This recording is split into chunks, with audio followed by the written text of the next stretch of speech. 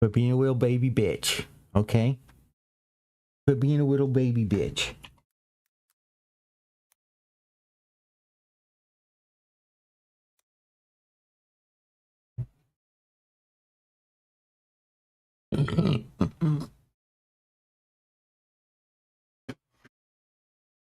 Something has changed. I've talked about Nick Fuentes many times over the years in our many appearances together, and that's how I knew about him, because he was saying absolutely terrible things about you. And I am going to show a video Like he should. Fuck Ben Shapiro. of one of my first introductions to this guy, Nick Fuentes, and what he was saying about Ben. Ben Shapiro's a fucking idiot, man. Showing himself playing Grand Theft Auto, right, a video game where you shoot people, and he's pretending that this character in the video is Ben. Let's watch.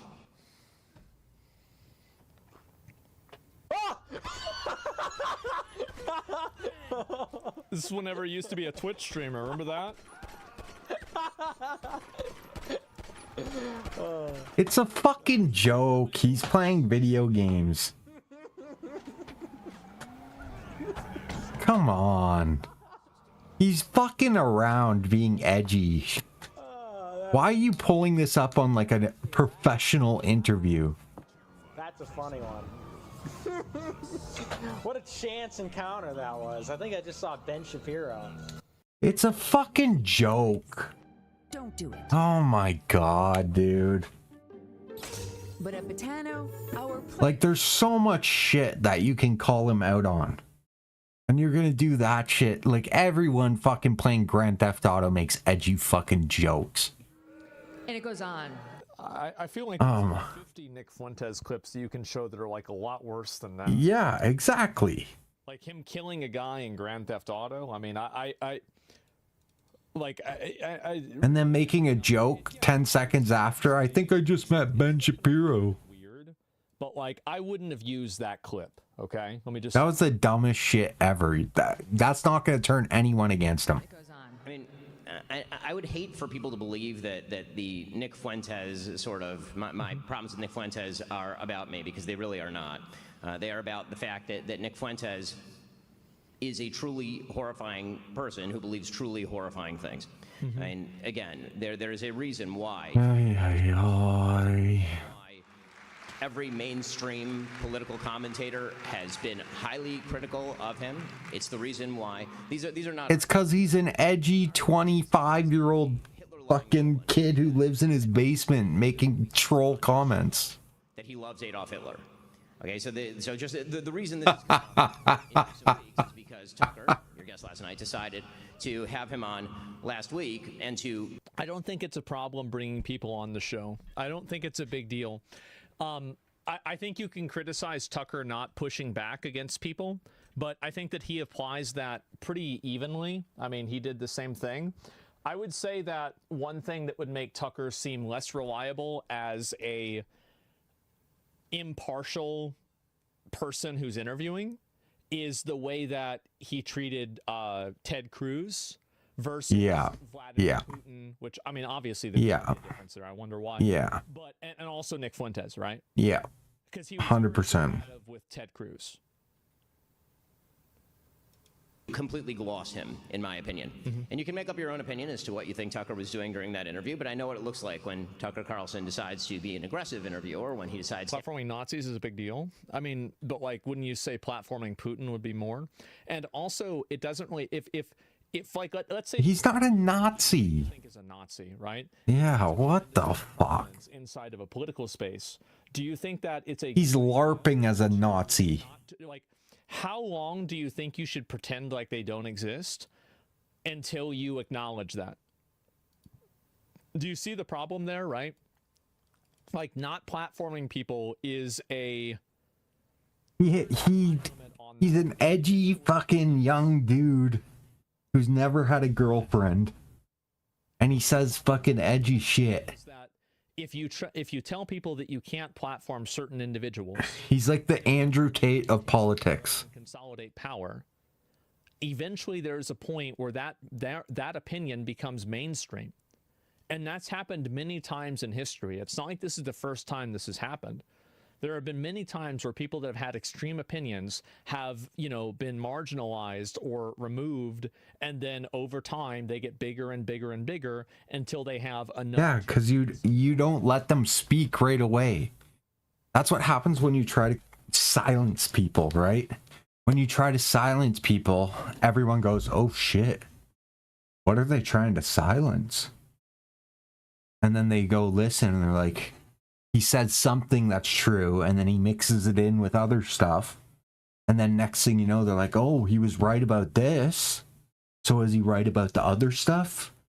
Why are they saying he's wrong when he was right about this? And then eventually it just grows and grows and grows. That's why you need to not cancel people. You need to have them talk openly from the start. Because if he was openly talked to for like the last 4 years, he would be irrelevant by now. He would be completely irrelevant by now. But when you cancel someone, you make them fucking stronger. Because people are like, oh, why are you canceling him for words? And then he says some things that are correct and he's smart, and then he mixes in the fucking anti-Semitic shit, and then it just grows into an unfathomable thing. And then it coincides with the Jews, well, not the Jews, Israel being in so much control in the government. And then they look at what Nick Fuentes is saying and about them controlling the government, and they're like, oh my God, he's right about that. So is he right about this? And then it's just this pipeline people go down. Is simply not a solution. They just, it's all this, they fucked up. They fucked this shit up all the time. It always fucking happens. Put him in jail. They put Lennon in jail too. Yes, difficult. Always fucking happens. Capable of doing that. He did it to Ted Cruz quite thoroughly. But he decided for any number of reasons, and I try not to attribute motivations to people, that he was going to treat Fuentes with kid gloves, that he was going to not ask him about any of the things that I've just mentioned, literally. Fuck, I can't stand Ben Shapiro, though. To essentially normalize Fuentes, act as a sort of gateway drug, or as and what I've called Tucker, as an ideological launderer of bad ideas over the last couple of years. And this is not coming from a place of animus for Tucker on a personal level. I've known Tucker for a very long time. Tucker and I, whenever we're in personal situations, we get along great. I think I saw that Tucker talked about how we were at Charlie's memorial in the vice president's box together, and he's correct. I mean, we saw each other, we said hello, we talked, it was very friendly, and all of that. And it's also true that a couple of days after Charlie's murder, he reached out and he called me and he said, listen, I know that we're at odds, and we've been at odds for a number of reasons, mainly political. I mean, again, on a personal level, I'd go fishing with Tucker anytime. The real question is, for me, I got into this business because I care about the ideas and I care about the ideals. Sure. And so when you're determining what is conservatism, what should the future of America look like, and where do you draw the lines? It should not be Jewish in America. It should not be Israeli at every level of the government. Like Ben Shapiro is going to have a really hard time. It's just so ridiculous that when they're asking these fucking people, like, do you know how many people in the government have dual citizenship with Israel? And then you have interviews with them when they're, and asked, when you are voting on laws, do you take the best interest of the American people, or do you take the best interest of the Israeli people? And they can't answer. They don't answer. That should be an instant answer. You're making laws in America. What the fuck are you doing? What are you doing? When someone asks, who do you love more, Americans or Israelis? And you're in office in America, you say America. That's it. Winning over. You should not be in office in America if America is not your number one priority. No matter what side, Democratic, right-wing, left-wing, who cares? Everyone in American politics should be going for the best for America. Strongly with Israel. I think this is, it's such a massive issue for a lot of people that I don't think that people will look past it until he moves past it, which I don't think that he Yeah. necessarily will. But I think Yeah. that's really that's the perspective that a lot of people have. It's just too much, man. Somebody asked him, like, you know, which There's no other, like, answer the question. yeah. Do you really want to listen to somebody who's a political commentator who doesn't know? Do you want to listen to somebody for advice on America politics that doesn't know if their favorite country is America? Exactly. Exactly. That is exactly. Categorically. If you need to be obsessed with the country you're making laws for and passing bills for, you need to be obsessed and one-minded. You need to, America is your number one priority. What is best for America?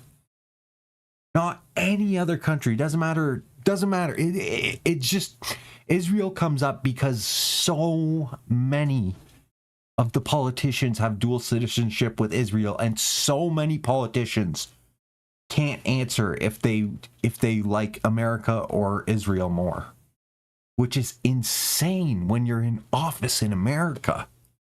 There should be no debate. Slam dunk and goal this season.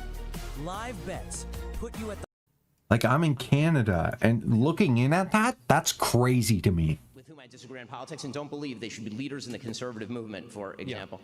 And that to me is the real question. In any case, Tucker reached out. He said, you know, we've had a bunch of disagreements, and, you know, what if we could put those aside and align toward the DSA in particular, is what he mentioned. And I said, you know, Tucker, you're talking. I'm so glad that I live in Canada. TSA? The DSA, the Democratic It's Socialist what? of The America. TSA? Not that Canada's perfect. The Democratic Socialist. Canada's a fucking shit show too. TSA only divides people. But Because, yes, the reason I'm taking out my phone is because it's better than this shit show that's going on. what I'm saying with, you know, actual evidence. So I texted him. Somebody says, I think you're wrong. In 5 minutes with Nux Talk to will also change your mind because Israel has been portrayed more wrongfully than they deserve. Okay. It's not about that. I still It's not about them. It's not about them being wrong or right. It's about American politicians having the best interest of Israel over America, or not being able to answer if they care about America more than Israel. Has nothing to do with how Israel looks or how whatever. It's about people in office with dual citizenship for any country. You should not have any importance of any other country over America, or even on the same level as America, if you're passing bills and passing laws.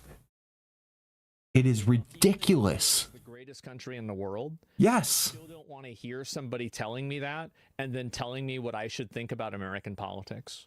Exactly. That's not the point. The point is that I want somebody who is directly invested and only invested in America to be talking about and giving me opinions about American politics. Thank you. Israel, like the way that their government, Okay, I'm not crazy. their military seems pretty bad, right? I don't attribute any of this guilt to the Israeli people. I don't have any animus or negativity towards them. I don't hate Jews. Yeah, as long as if they don't go full fucking communist, 100% they could. I think with the way jobs are going and the way the market is going, I think that universal basic income is going to have to be a thing. Once everything's AI and there's robots, you need universal basic income because there's not going to be enough jobs for everyone. And the jobs they do get are not going to pay enough. There needs to be a universal across the board basic income that covers food and housing.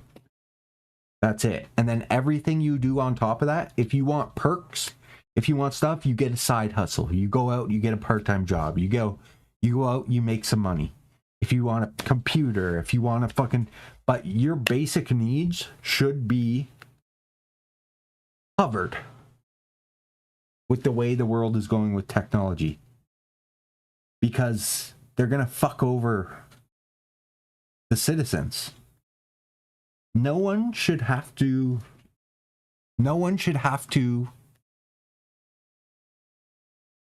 be homeless. No one should have to be homeless. There should be no homelessness, and no one should be hungry. Your bills, I think you're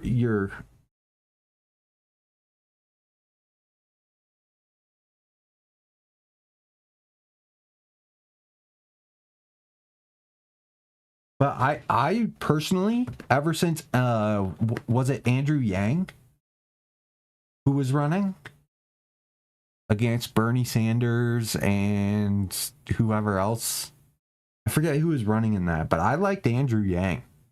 I think universal basic income has to happen. I think it has to happen. And I think it has to be paid for by these companies that become fully automated and don't have any workers. Like, once Amazon goes fully robotic and they don't have to hire anyone in the warehouses, and then we have self-driving delivery cars and shit like that, those companies that are making insane amounts of money need to pay out a ton of money. If they're making all that money from American people buying their products, and they're not making jobs for people, they need to be paying a huge amount into covering people's basic needs. That's what I think. Personally, I think universal basic income needs to become a thing, because very soon no one is going to be able to afford shit. It's already getting to the point where it's too much.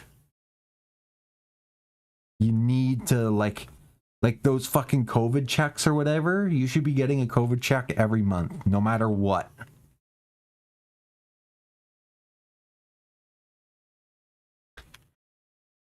There should be a basic income that everyone gets as a baseline, no matter what. No matter what, you get this much money every month. Covers your housing, covers your rent, and it covers your food and your bills. And then if you want to live a better life, you go out and you make more money. You still get that base. But if you want to have a better life, it should be a mix. You know what I mean? Like, everyone's basic should be covered. And then if you want to be successful, then you go out and you make more money, and then you can upgrade your stuff. But everyone should have a baseline, is what I think. But again, could be an L take too. I just think with the way technology is going, you have to. At some point, we're going to have to. There's going to be no jobs. There's going to be no work required by humans. There's no option. Universal basic income is going to be an absolute necessity. Unless they decide once AI is doing everything, they're just going to fucking wipe out the population.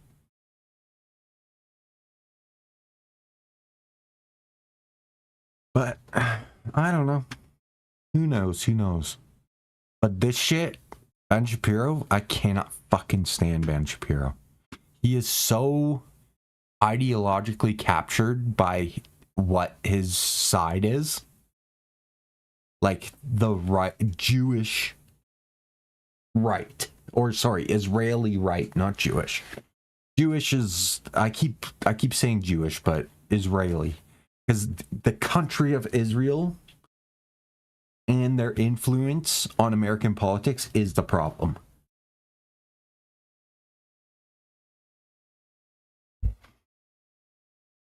Dude, everyone's got different fucking beliefs.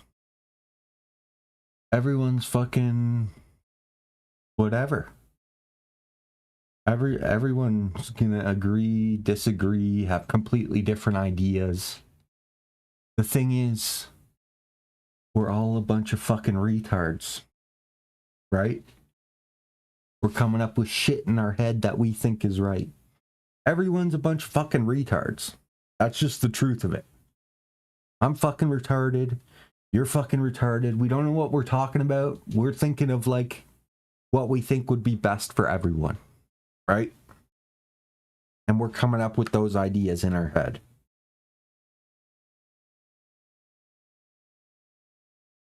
There's no right, there's no wrong. If your intentions are what you think is best for everyone, then you're not wrong, but it also doesn't mean you're right.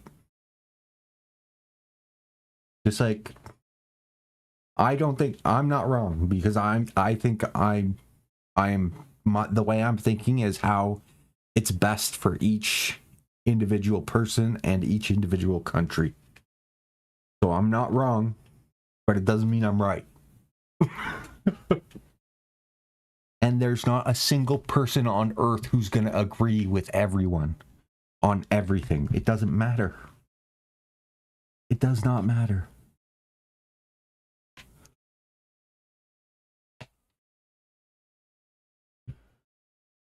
What I mostly go off about is not really, it's not about someone's, like, I obviously this is my Twitch stream. I'm gonna talk bullshit sometimes.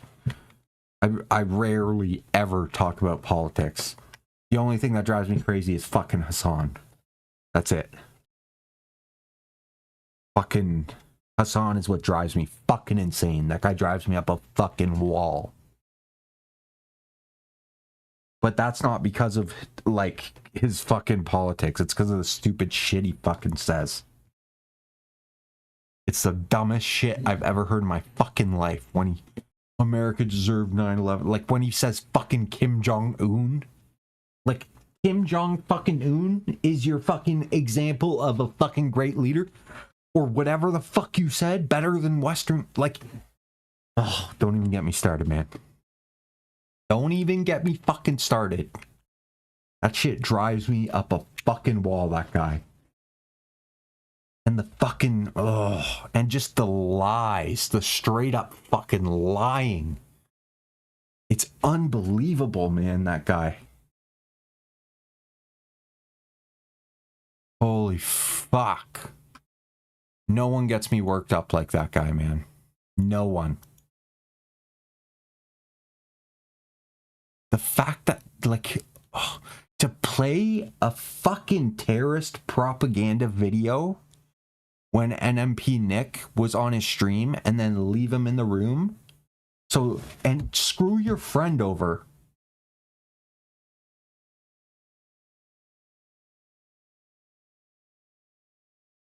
Farmers, truckers, infrastructure workers have a lot more benefits than they do. Yeah, those are fucking essentials. What, you think that's weird? That's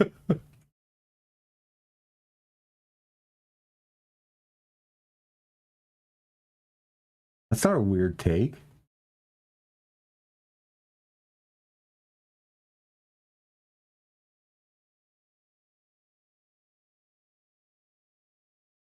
Especially with truckers, dude. But that should fucking kills your body. Dude, I'm so with you there. They need the death penalty everywhere. Everywhere. And anyone who even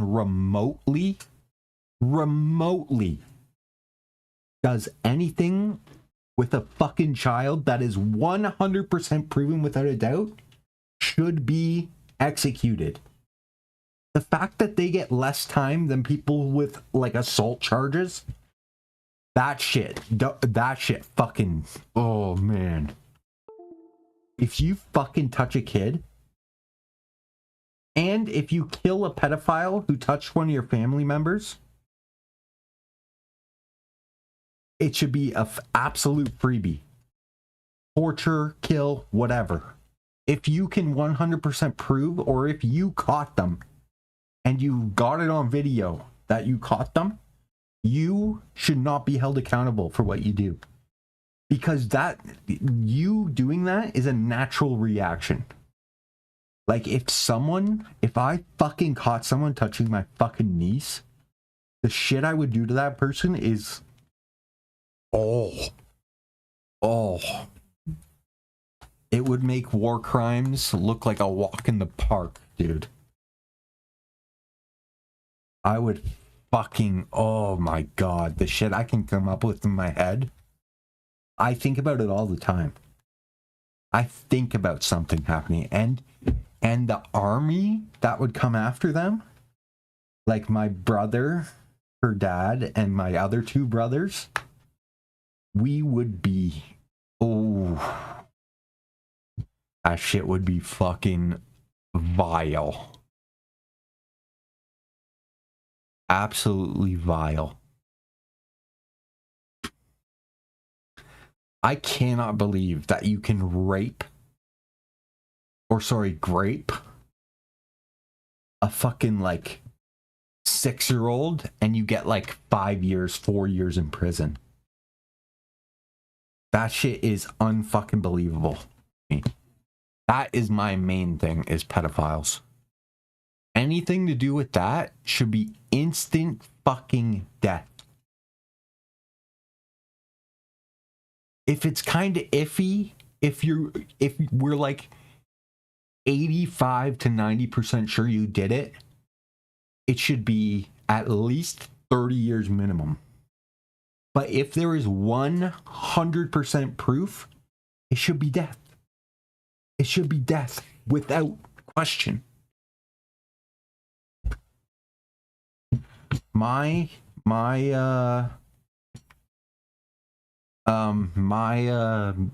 Most of my most passionate thoughts about politics are shit like that. Like crimes and reaction to crimes. Or like people I despise. Or like, and just lying. How much lying there is, man. The lying and the downplaying and the fucking, all that shit, man. That's the shit that drives me up a fucking wall, man.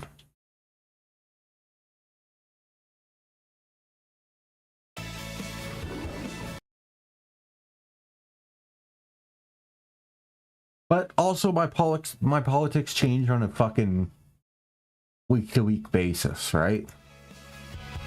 The only thing that doesn't change is my fucking embarrassment and hatred for Hassan. Not an actor.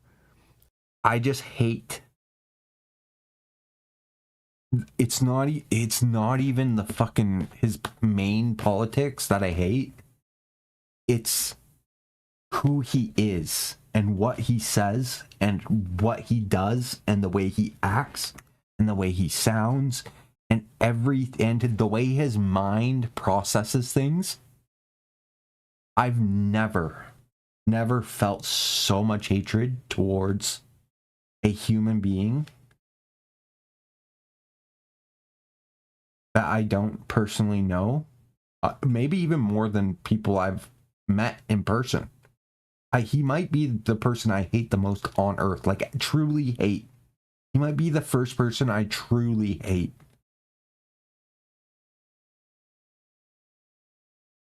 He drives me so crazy. He actually makes me go insane. It's just the fucking stupidity. Man, it's the stupidity. That's what it is. It's the fucking stupidity. And the fucking people who just, because they like him, just fucking close their eyes and fucking just will accept the dumbest fucking dog shit. That's what drives me insane. I don't know what drives me insane more. The people that believe him, like truly believe him when he says shit, like about the zapping. like, or anything he says whenever he gets called out or anything, like oh man, it drives me up a fucking wall. He is the type of person that I hate more than any other type of person on earth except pedophiles.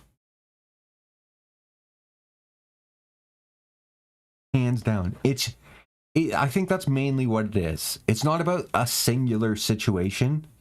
It's about who he is as a person, his personality, the way he talks, how he responds to things. That, to me, he is the most despicable type of person there is, other than a pedophile. You know what I mean? It's not one singular situation. It's the attitude. It's the fucking everything, man. Every facet of who he is as a human drives me fucking insane. I know, I just watched a mutual combat fight in Texas. I've always found that. I've cast people in movies that have never been in one. That shit's fucking awesome. Rolling. I really don't. In Sling Blade, the guy, Rick Dial, who played the guy that ran the Fix-It shop, the kind of big guy, I went to school with him since the 3rd grade. And I always thought, this guy could be an actor, you know. And when we did the first scene with him there in his shop, when do you like Hassan? Brought me over there and said, "This is Carl. He's gonna work here." All that stuff, you know. I'll chill out if you like Hassan. I'll chill out on it. Scooter, the guy could never fix anything, and I said, "Look, Rick, the camera crew, they don't have their shit together." You know, I said they're gonna have to get some marks and do a bunch I don't want to rant to someone who likes him. So we're gonna run this scene just because I hate him. Just say the dialogue. If you fuck something up, don't worry about it. Okay. He was Thank God. Perfect. Once we started Thank God. action and shit, then all of a sudden it got a little different. Most stuff in Sling Blade was the first take. And that's what also, I think he uses his politics as a shield as well. He says, most people don't like me because of my politics. There is a huge group of people that don't like him because of his politics. But for me, it has nothing to do with his base politics. That has nothing to do, that carries no hatred from me. I think anyone is free to fucking believe whatever fucking stupid shit they want, and I'm free to believe whatever stupid shit I want, right? It's him as a person. It's got nothing to do with the fact that he's a fucking socialist or whatever. I don't even know exactly what all his fucking politics are or policies he believes in. I don't care enough about politics to dive deeply into it. It's him as a human being. And everything he says, everything he does, daily he does shit that is so reprehensible. And in a way that's not criminal, but in a way that is so, like, for a person to be that way so consistently for so long, like, he is just like, oh my God. I cannot imagine hanging out with him and having like late night talks with that fucking disease, dude. Wow. Yeah. And because he's relaxed. Yeah. Yeah, the pressure of the But that's me. I hate him on a level that is not normal. Because of the, like, my best friend and like my friends that I've had, even some shitty people that were my friends that we aren't friends anymore. And like, out of everyone I've met in my life, and like the way some people act that I don't like, but it's like he, personally for me, he combines every aspect that I don't like in a person and is so arrogant about it and so outspoken about it and so blatantly fucking just that's what it is. It's I think about him as if he would be like in my life as that type of person. And that's what makes me hate him so much. It's like I'm thinking of him as like an actual person outside of his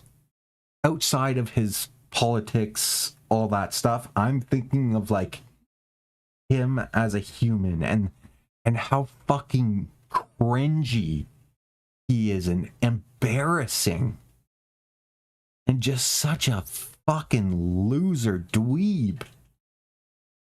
Action.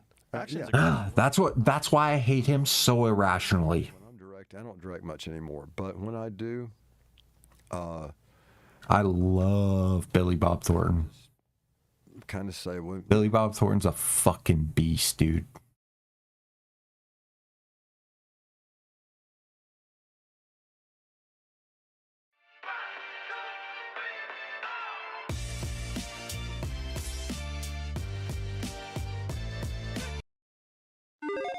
We talk about failures in the world of video games all the time. Frankly, it's an industry full of failures and mistakes and missteps, but sometimes there are absolutely fantastic games out there that just don't quite catch on.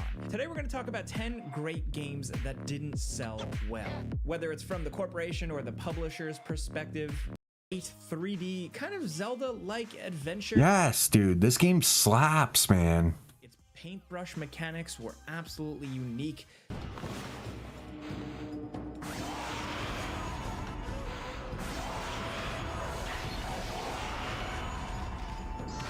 This is the game I was telling you about. Was unlike anything we'd ever seen. That came with Kunitsugami. To this day, like I said, it has its fans. It has a fan. Okami and Kunitsugami. The main character. People just love Okami and couldn't Yeah, get enough. Okami is amazing. It seems like it just wasn't enough. This was from Clover Studio, the people behind the fantastic Viewtiful Joe games, and Oh, I hate Beautiful Joe. This God Hand slaps, dude. copies, where it seems like Capcom was hoping it would sell millions of copies. Eventually, it would go on to do so. The fandom really bubbling up and word of mouth online, but for years, it was technically considered more of a failure, as much as people didn't want to admit it. Hell, according to Wikipedia, Guinness Book of World Records called it the least commercially successful winner of a Game of the Year award. After this and God Hand, Capcom ended up disbanding Clover Studio. God Hand? What? Including Hideki Kamiya. God Hand was fucking awesome. And then the rest was history. They would go on to make Bayonetta and a bunch of other incredible games. But Okami was an interesting point in their history. Thankfully, its legacy is strong. It's remembered more as a great game and not as a game that like sold poorly or didn't hit expectations or whatever. Okami really is so good. The art style is so sick too. Next, over at number 9, we have Kingdoms of Amalur. Kingdoms of Amalur was a big... This game fucking slaps. This is the only game that kind of got close to tickling the itch of Fable for me. The only game. RPG that took years and years to develop, was filled with tons of drama and scheming, so much so to the point where we don't have time to talk about it in this video, but look it up. It is a pretty fascinating story of game development. It was a massive project with like heavyweight artists, writers, developers behind the team. This was supposed to be the next big thing, big IP, and people did really enjoy the game, even if it had its issues and it was generic in spots.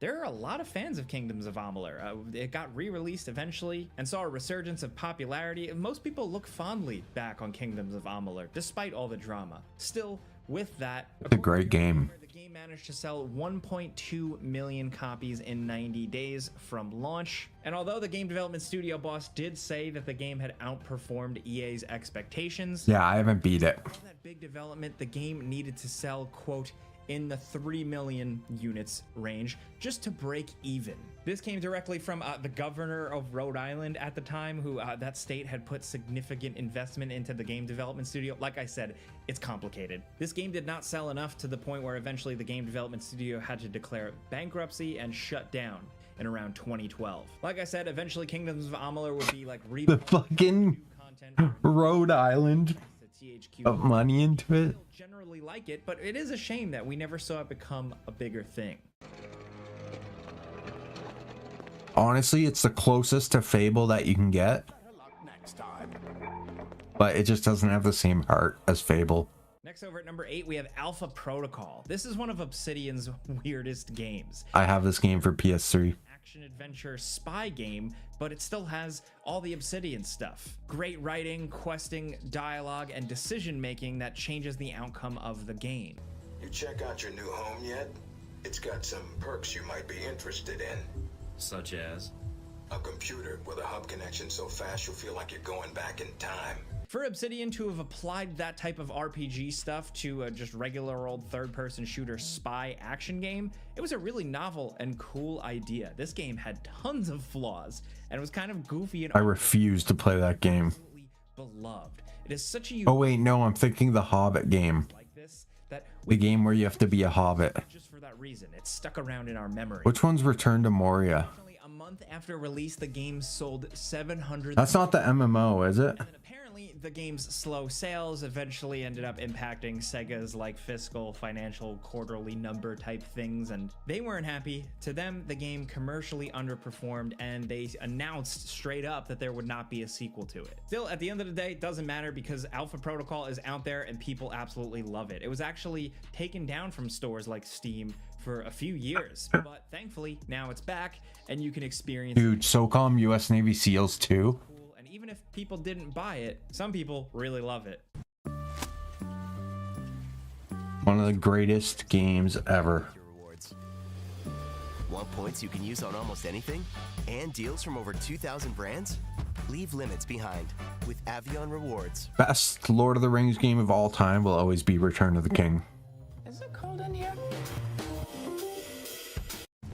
It's not even close.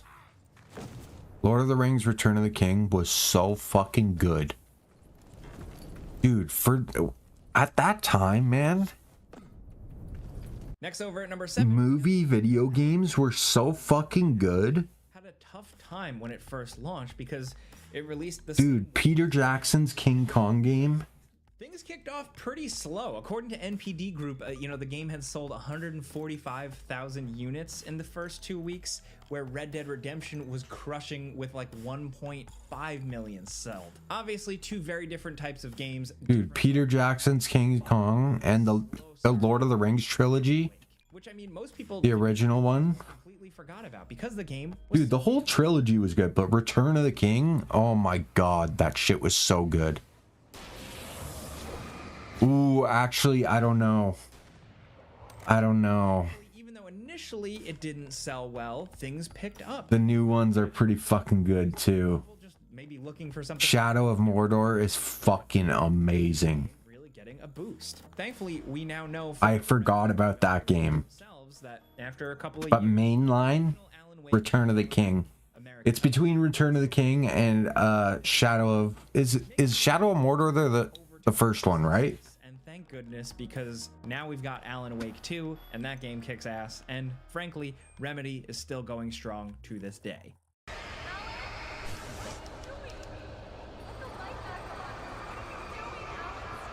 Honestly, I don't think I like Alan Wake 2. I don't know why. Talking about games like Alan Wake that had I a loved Alan Wake 1. launch with sales, but eventually picked up thanks to word of mouth, we have Guardians of the Galaxy. This game, this third-person Guardians of the Galaxy adventure game, is Yeah, Shadow of Mordor is the first one. interesting. That game was so fucking good, man. It's got a lot of really great That was one of the first games that I like truly went through and 100% completed everything. It does go out and tries to do its own thing. It was an awesome adventure, a linear, straightforward game that you buy, you play, you finish, you're entertained. Yeah. Nexus, what are you? Do you still? I don't know, man. I don't know. Return of the King co-op is top fucking tier though. But Shadows of Mordor or Shadows of But looking after what was it? Analyze that like the game's Steam concurrent player count was pretty low, 11,000 players, with Bloomberg giving perspective that Middle Earth Shadow of Mordor. Yeah. Yeah, that was it. Shadow of Mordor. Fuck, I think it's kind of close, man. Honestly. The game did underperform in its launch sales. Middle Earth Shadow of Mordor was amazing, man. But this is another game where after critical praise, fan praise, sales apparently picked up. A lot of analysts But Lord of the Rings Return of the King is just so classic, man. that did this one dirty because they were so close together, and Avengers I think Lord of the Rings Return of the King is one of the best co-op games of all time. In that era, too, it was hands down the best co-op game. didn't really sell the game exactly well. But again, thankfully the game went on. And that was when co-op was like heavy. But for me, it was the perfect mix. But it's another one where I'm just glad. It was just so perfect. Next over at number 5. It had the gameplay. This was going It had the co-op. It had the story. with a fresh new Like it had everything. voice actor and a little bit more of an open-ended gameplay style with a lot of missions that take place during the day. Still, it was a stealth game through and through. You were running Like it was so perfectly balanced. goggles, and despite my reservations, it actually ended up being a pretty fun game. Not my favorite Splinter Cell by any means, and I'm definitely still gonna always have my chip on my shoulder because of this one, but still fairly decent and had some good gameplay moments. Well, I guess my opinion doesn't really matter because despite the game topping a lot of the game's sales charts, Ubisoft did come out and announce that Splinter Cell Blacklist, say it with me now, failed to meet sales expectations. I don't know if all these companies just have such massive demands of all their I think Return of the King might be one of the best co-op games of all time. I'm not even kidding. Splinter Cell was another Even up to this day, and eventually we know I still think it needs to be in the top, like, top 30. Roger that. It's not him. You confirmed Coben was in here, Briggs. Right place, right build. I assume. And I don't know how high or low on the list, but Your contact's been made. He's dead. You got more militia. it might be up there. Now would be good. Give me a minute. Because it still holds up. I played it not too long ago. So a pretty decent Splinter Cell game, obviously not our My idea. brother has it with GameCube. Nonetheless, unfortunately, that didn't sell well enough. And I wonder if this led to us not really seeing or hearing from Splinter Cell for quite some time. We know there's another one. Like if you don't count like online multiplayer, like shooters and like competitive stuff, Us not really hearing much from Sam. it really is one of the best co-op games of all time. Really miss the guy.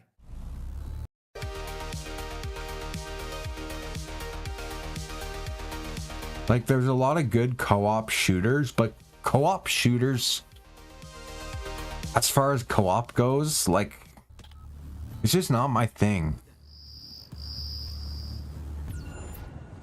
It really is not my thing. Co-op shooters are all the fucking same, man.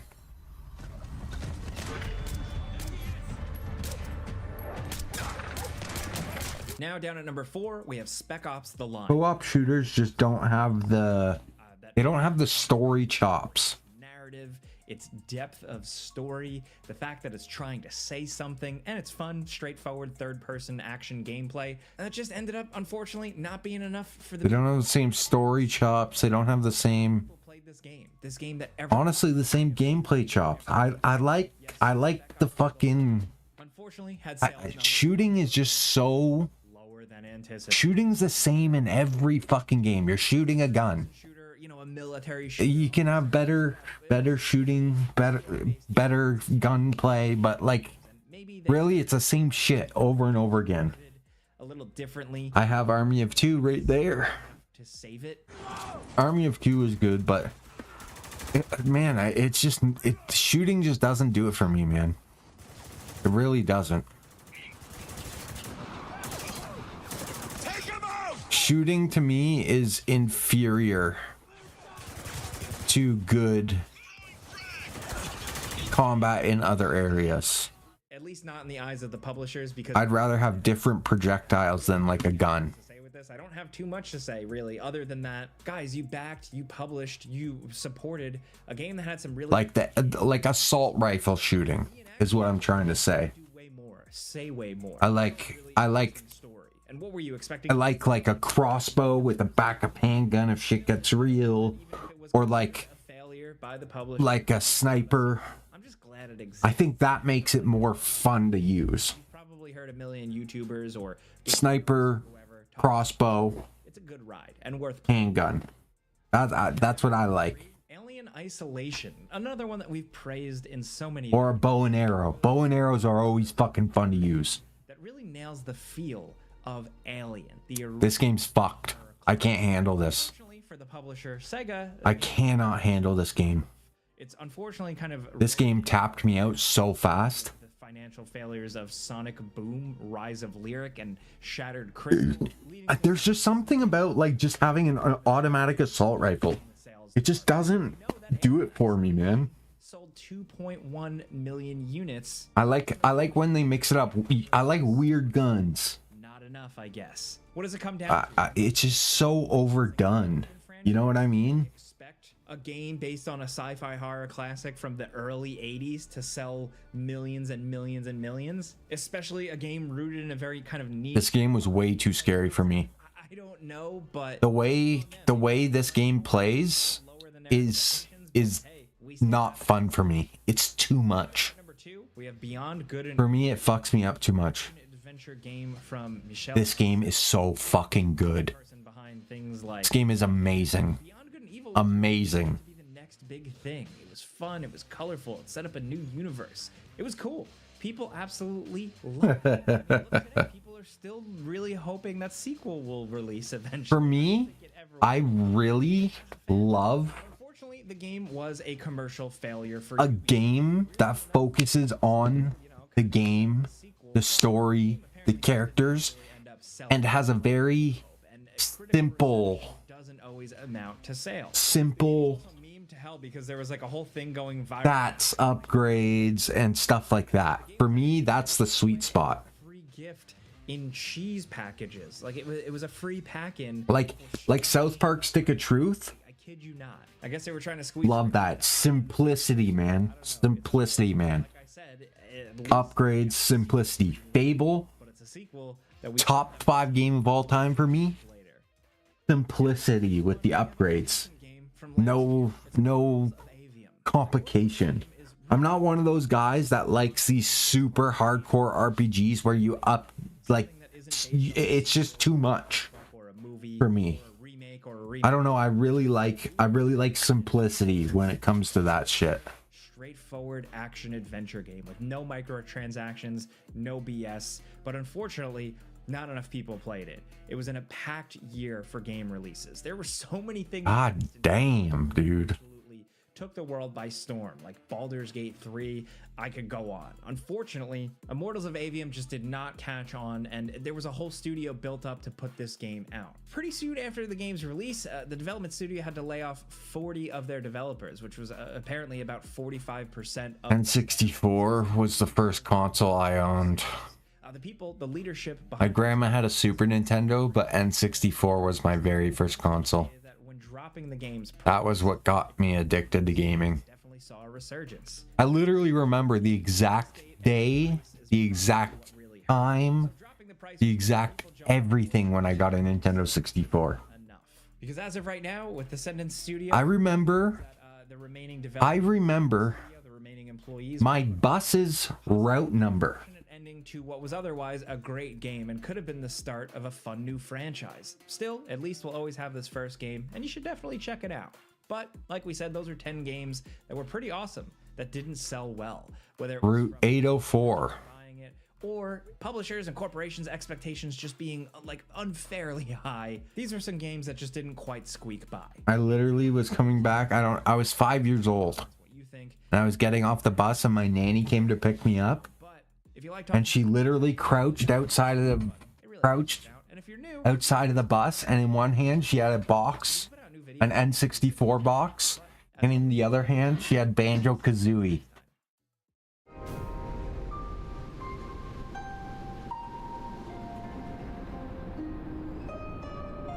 Oh man, my dad, I've been watching South Park since I was a fucking, like, since I was so young. What used to happen is, my mom would send us up to bed. South Park was always on at 9:30. 9:30 or 10, I forget. It was always on between 9 or 10. And I'm pretty sure it was 9:30. So our bedtime would be 9 o'clock. So me and my 3 brothers would go up to bed, and my mom would go up to bed. And then my dad would be like, oh, I'm going to stay down and watch some TV. And then he'd wait a half hour. We would all just be sitting in bed waiting. My mom would fall asleep, and then he'd come up, peek in the door. Hey, guys. My dad knew what we were watching, but my mom said no. So he'd wait till she was asleep, and then he would just poke his head in the door. It's on, guys. South Park's on. Come downstairs. Be quiet. He'd go into my little brother's room. South Park's on. Be quiet. Come downstairs. And then next thing you know, all 5 of us are downstairs just watching South Park. And then after South Park, we'd go back to bed. And same with UFC. My mom would be like, no UFC, no UFC. They're not allowed to watch this stuff. We weren't allowed to watch WWE. And then my dad would be like, okay, bedtime, guys, at 11. It's the weekend. You get to stay up till 11. Everyone go to bed. Or not 11, 10. He would send us up to bed at 10. It was 9 o'clock on weekdays, 10 o'clock on weekends. And then, yeah, everyone would go up to bed. My mom would already be asleep at like 9. And then she would like hear us go to bed. And then we would sit up there for like half an hour, wait for her to fall back asleep. And then my dad would come in. Yeah, let's go. Prelims are over. You missed the first fight, but let's go. UFC's on.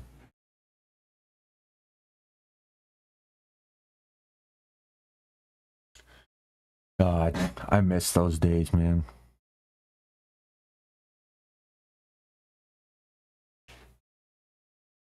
There's no way that's real. There's no way that is real. Cutie Cinderella saying Hassan flashed me.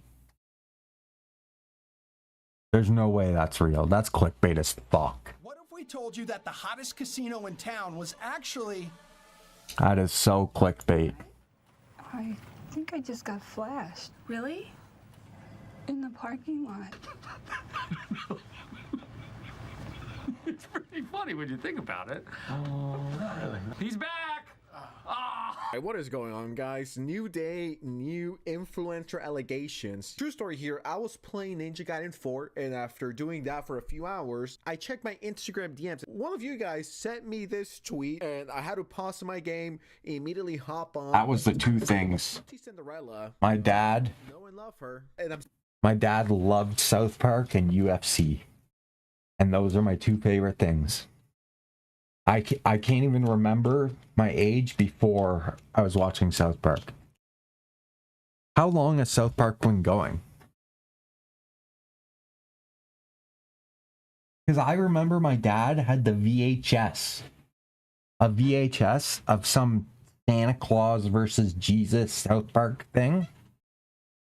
That there was no internet. There was no nothing. It was a VHS that people would copy and hand to their friends.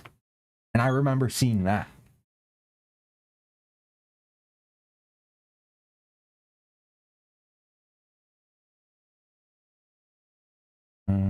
How long has South Park been? I literally can't remember before South Park. 28 years, yeah. So since I was 4 years old. Literally since the first season. Since I was 4 years old, I've been watching South Park with my dad every night. Every week when it came on, my dad would fucking wake us up and bring us down to watch South Park. Since I was 4 years old. I never missed an episode. Not one episode since I was 4 years old.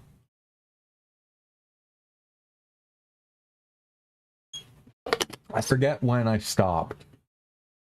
But it was definitely later on. Yeah. Like elementary school, I'd never missed an episode in elementary. From 4 years old till elementary school, I never missed an episode. High school was probably when I started, like, you know, doing my own thing and stopped really watching.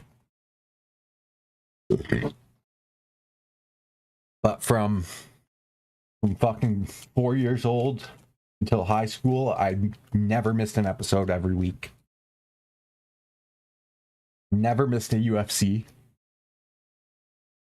That was before internet or anything. My dad bought every pay-per-view every weekend.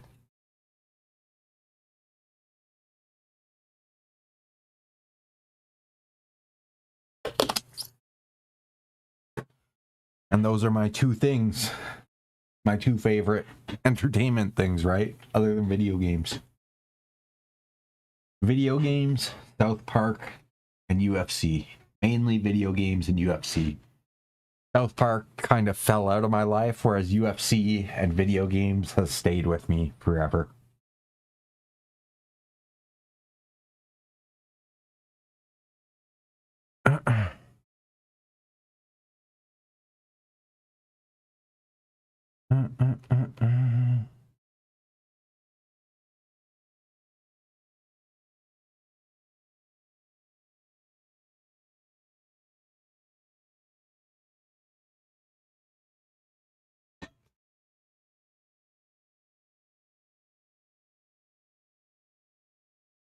Oh, he definitely clickbaited this.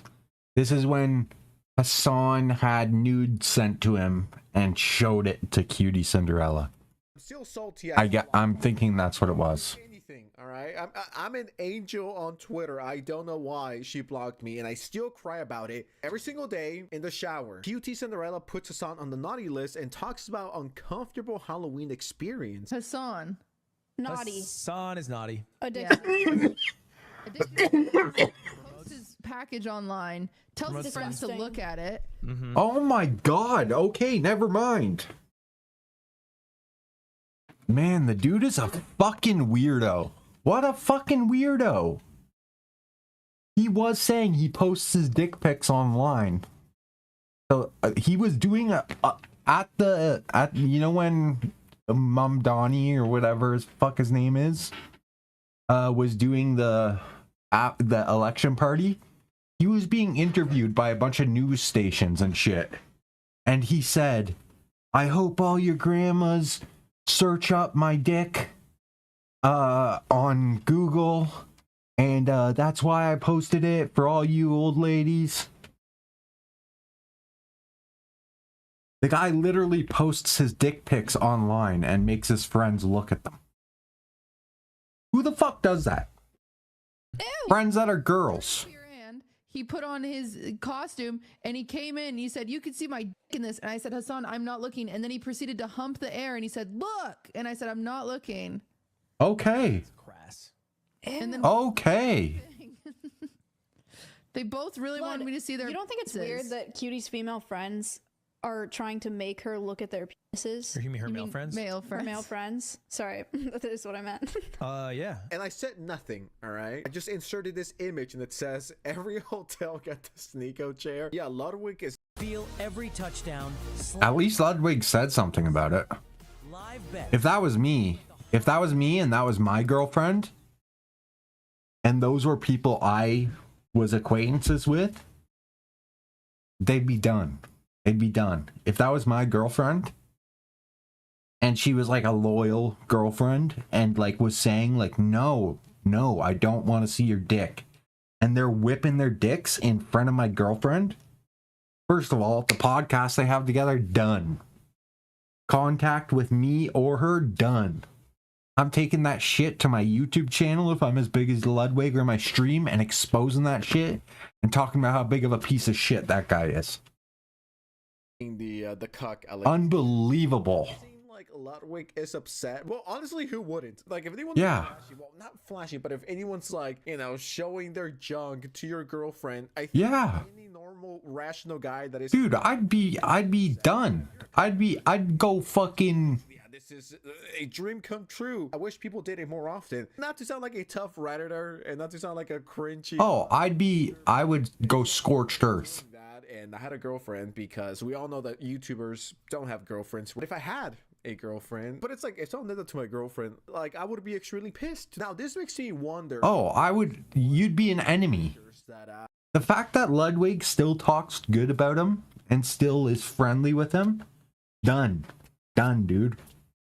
You're a bitch. You're a bitch. It'd be another thing if my girlfriend cheats on me with one of them. I hold nothing against the dude. The girl, gone. But if that's my girlfriend and she's faithful and some dudes are doing that shit to her, it's fucking scorched earth, dude. It's scorched earth, dude. You fucking freaks. Oh, dude, I would instantly go. If I was as big as Ludwig, I would go to my YouTube channel instantly and be like, yeah, this is what the fuck they did to my girlfriend when she was telling them no. Mate Ludwig said, yeah, you know, once I retire, I'm not talking to his son. And the interesting thing here is that this comes from QT directly. So for her to be like, yeah, that was pretty weird. And if I'm not mistaken, yeah, it's not the first time this happens. Hey, bro. Dude, imagine that wasn't Hassan. Dude, that one guy, fucking Ludwig, got drunk at that party, was like humping a chair and humping a plushie, and he got canceled. But that's not cancelable? What the fuck is that? Your girlfriend might take and you're still going to defend her. Yeah, what the fuck? It's a crazy thing to put out. Now, do I actually think Ludwig is a cuck? Well, I mean, if he doesn't say anything about this, then... Yeah. If he doesn't go after them about it... Sexual misconduct revelation, Twitch. What's in the air with Twitch? If I knew a guy... If he doesn't do that... girlfriend like that, we would no longer be friends. I would immediately cut that person out of my life. Totally valid. And if I was a famous person, I would take that shit to the internet. Most guys would do. It's just weird. It's disrespectful. They just popped into my... That's what it is. It's a fucking disrespect to her. This is... Dude, I just said that. I just fucking said that. Dude, I'm fucking Nostradamus, dude. I'm Nostradamus. This is exactly what I was talking about. It's weird enough. But it's... Why? To my mind, do you guys remember Mango? The guy, Ludwig, got drunk, who was a recovering alcoholic. What did I just say? Was humping women at Ludwig's party. And he got canceled. Once again, rightfully so. And I still think that Ludwig is to blame for that. I mean, inviting an alcoholic to a drinking party is like sending a predator to be a kindergarten teacher. I mean, my example are just the best, aren't they? Just imagine if you said EDP to be a preschool teacher. No one with a decent head. Oh, Jesus Christ. Anyways, going back to Mango, that guy lost sponsors, he got crucified, a lot of backlash for once again assaulting women and humping them and touching them, just being weird, all right? And using the I'm drunk as an excuse. I get it, when you're drunk, you're a bit more loose, right? You like to get crazy, and hey, who doesn't like getting a little cray-cray from time to time? But I draw the line at humping random. That's also the thing. There's drunk, and then there's a point beyond if you're a fucking degenerate, where you literally are fucking, you're not even human anymore. I've been to those levels where you could basically convince me I did anything. Because I was so fucking drunk, I don't remember anything. I wake up in a bush half naked. Like, just fucking wake up in the snow. After being in there for 8 hours, fucking hypothermic. Like, I used to get so drunk. That's why I quit drinking. I can't handle it. I can't do it. That's something that I've never I just drink and drink and drink and drink until I literally that girl am just a fucking autopilot fucking just making no fucking sense. And like the shit I would hear that I did, I would sit with me for fucking months. Just the embarrassment of like just stupidity. Like, I'm so glad I quit drinking. doesn't. That is Twitch's hypocrisy. Best thing I've done. How many times have they done this? I think Quitting heroin and quitting drinking. And quitting drinking might even be better than completely gets away with. quitting heroin for me. Pops on stream saying his son didn't mean it like that. I just wanted to react to a very specific Drinking was the thing that more destructive to my mental than heroin. the Habibi D. Heroin was worse for my life and harder to quit. But drinking, all of my shame comes from drinking. In a specific chair allegations. I feel every time Because I have no control once I start drinking. he retweeted this one of a fan obsessing over his supposed on-screen romance with his friend Cutie Cinderella. What? Crosses a line. You can What? this one, Zach, I think. If it's what you truly want. So it says, I genuinely feel every time Hassan flirts with Cutie Cinderella. Of course he does. Hassan's a frat boy scumbag. He's gonna flirt with any girl that's in front of him that's good looking. I can wear her skin over mine. Her hair over mine.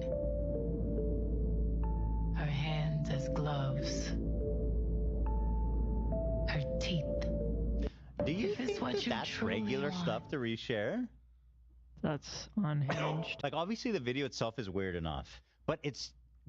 Why is he retweeting a conspiracy about him flirting with his friend? Yeah, I think this is pretty weird. Parasocial fans shipping. This is just adding gasoline to. I don't think that girl was shipping.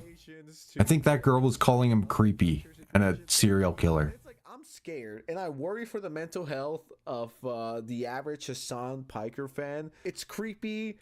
I don't get it. I never got this. But at the same time, least mentally ill Hassan Piker viewer. What do Ludwig and iDubbbz have in common? Apparently more than you think. That's bad. For saying That's bad. Hassan shocked his dog and he said he's no longer friends with me. Well, I'm going to troll him. I just wonder how long it's gonna take for those people, that group of LA streamers, to realize how big of a piece of shit he is. Every day. You know what? I think if you're nearing iDubbbz territory and people are starting to compare Yeah. iDubbbz, I think that Once you start getting the iDubbbz comparisons, you gotta take a step back and go nuclear. to this. Because if this keeps building and building and building, we're gonna have iDubbbz 2.0, Valkyrie POV, and even sexual harassment, no question. Ludwig, WTF, bro, support your GF. That's not crass, it's effing disgusting. Combined with him sharing this on TikTok, then he shares this video that I haven't seen. I don't think my boyfriend would like me sharing, especially after you two walked in and showed me your penis. We did not show you our penises. You put us in these hussy costumes. Hussy Disneyland. I did not put you in a hussy You costume. put us in hussy costumes. You put us in hussy costumes. She handed us the costumes and she said, Hold on. "Oh, your penises might show." HR. We try them on. We come in and we go, "Cutie, do these look all Hold right?" on. In her defense, they you did. did both show her your They penis. walked in, they said, "Can you see my wiener?" Hassan put his leg out up and the started Patreon. thrusting and said, "Look at my cock." I think we've seen clip after clip. Okay. Okay, it's not clickbait. It could just be jokes, just I seriously thought it was clickbait. flash. That's so bad when you think something's clickbait and it's not. Done that before. We always flash our female friends. That's like the most normal. No, you flash your male friends, okay? It hasn't been the best. Female friends are off limits for flashing. You only flash your closest male friends Yeah. to make them laugh. Loaded.com. Get the biggest game releases of the year at the best prices. Enjoy incredible.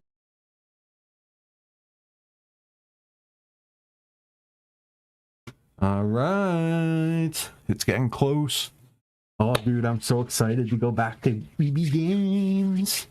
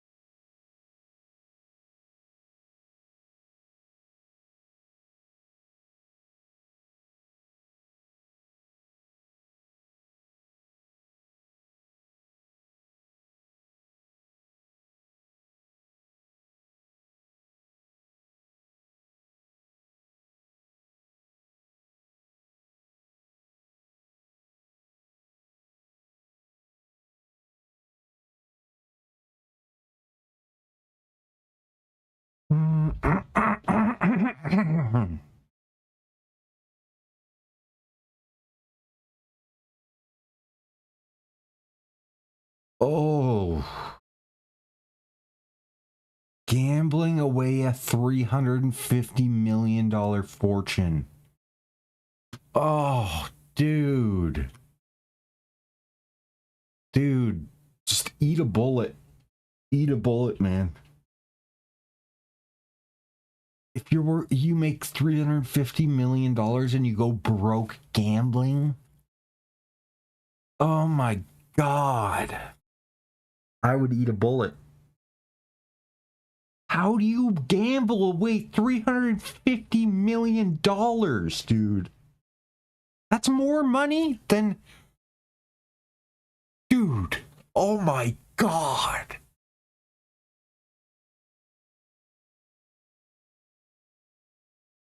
Dude. 300 people could be good for life. Off the money you gambled away, you fucking inbred. Oh, dude, that makes me sick. Makes me fucking sick, man.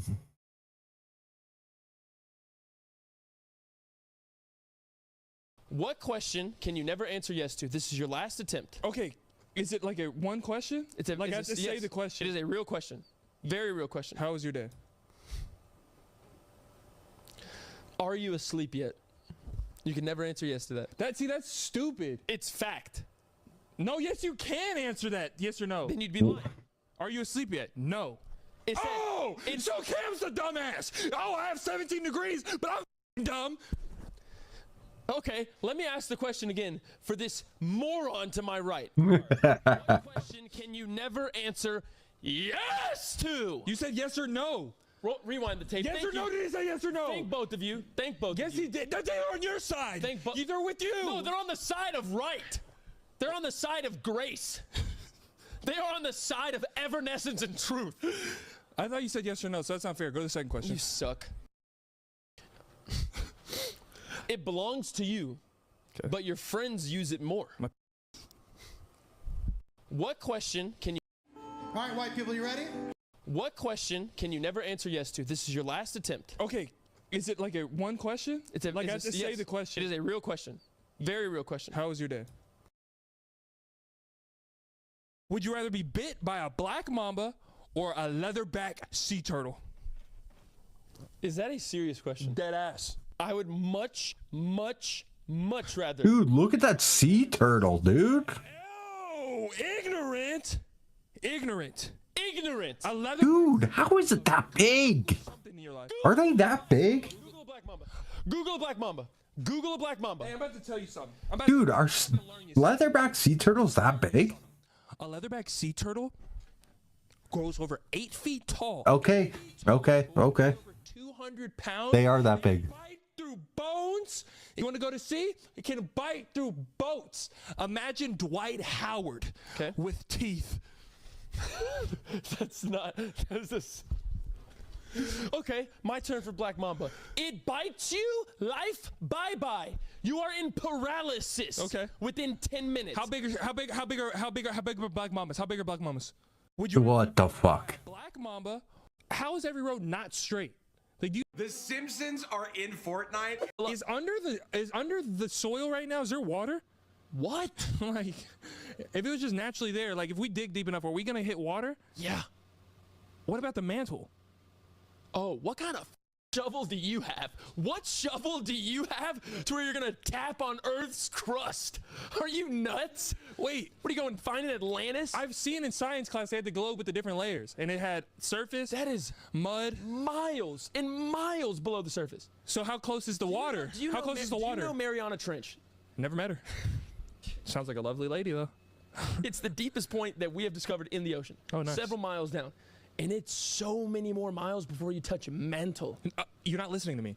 I'm saying we dig right now. We dig right now. You said we're gonna hit water eventually. So is that above the mantle? You're not ever gonna touch the mantle with a shoe. I'm saying if we could, brother. You can't, brother. You can't, partner. You can't do it. Is under the... I I didn't know there was an ocean in Chicago. There's not. What the fuck? Big lake. It's not an ocean. Literally Lake of Michigan. I have been in a few lakes in my life. Yes. They're brown, and I can see the end. Yes. That was a ocean. Lake Michigan. What's the difference between a lake and an ocean? You're kidding? Or I'm dead ass. Because if the lake that was in Chicago is a lake, I don't know what a lake and an ocean is. A lake is completely enclosed by land. Isn't everything enclosed by land? Are you with me right now? Technically, everything's enclosed by land. No, all of land's enclosed by water. How if the Earth? Hold on, are we doing a riddle? If the Earth is 70% water, how in the hell would you say the 30% is enclosing the 70? The 70 is enclosing the 30. Yes or no? When we were in Chicago, did you see the other part of the land on that ocean lake? It's a big ass lake. That's no an ocean. It's a lake. Did it run out to something? To Canada. Exactly. More land. I didn't know. What is the human body's largest organ? Skin. No, there's no. You read this before. You came prepared and you read this whole goddamn thing before. If you're telling me you never had those debates as a kid. I didn't even know skin was an organ. I'm thinking about the shit in my tummy that makes me poop. Skin, the biggest organ. That's why things are topical. That you just rub it on. I don't know what that even means. Topical.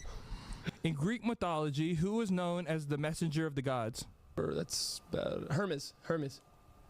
Was that right again? No, I'm gonna get you to get one wrong, bro. I just broke the couch. Good. I'm gonna break your neck. What is the longest running American animated TV show? No way, because you don't know shit about things that matter. You know about Hermes and plants and geography in Tennessee. Okay. And like cartoon? That's what I'm saying. Yes. Animated? Longest running Longest one, cartoon. American. Bro, low-key. No way. Okay. I might get this one wrong. Yes. But it's an honest guess though. Like, cause that shit goes back a long time. Simpsons? Is it Simpsons? Hey, bro. Hey, what is the human body? What is the smallest planet in our solar system? Mercury. Dude, you dog. You're no fun, and that's why you had no friends growing up. Here we go. I hate you. What's the capital of India? New Delhi. What the? Dude, no, that ass are pissing me off.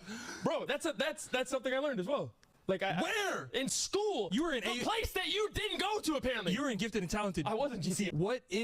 What element does the chemical symbol AU stand for? Gold. Dude, I'm gonna hit you in the goddamn mouth if you get one more. No, because that ass, I thought you were just asking stupid shit.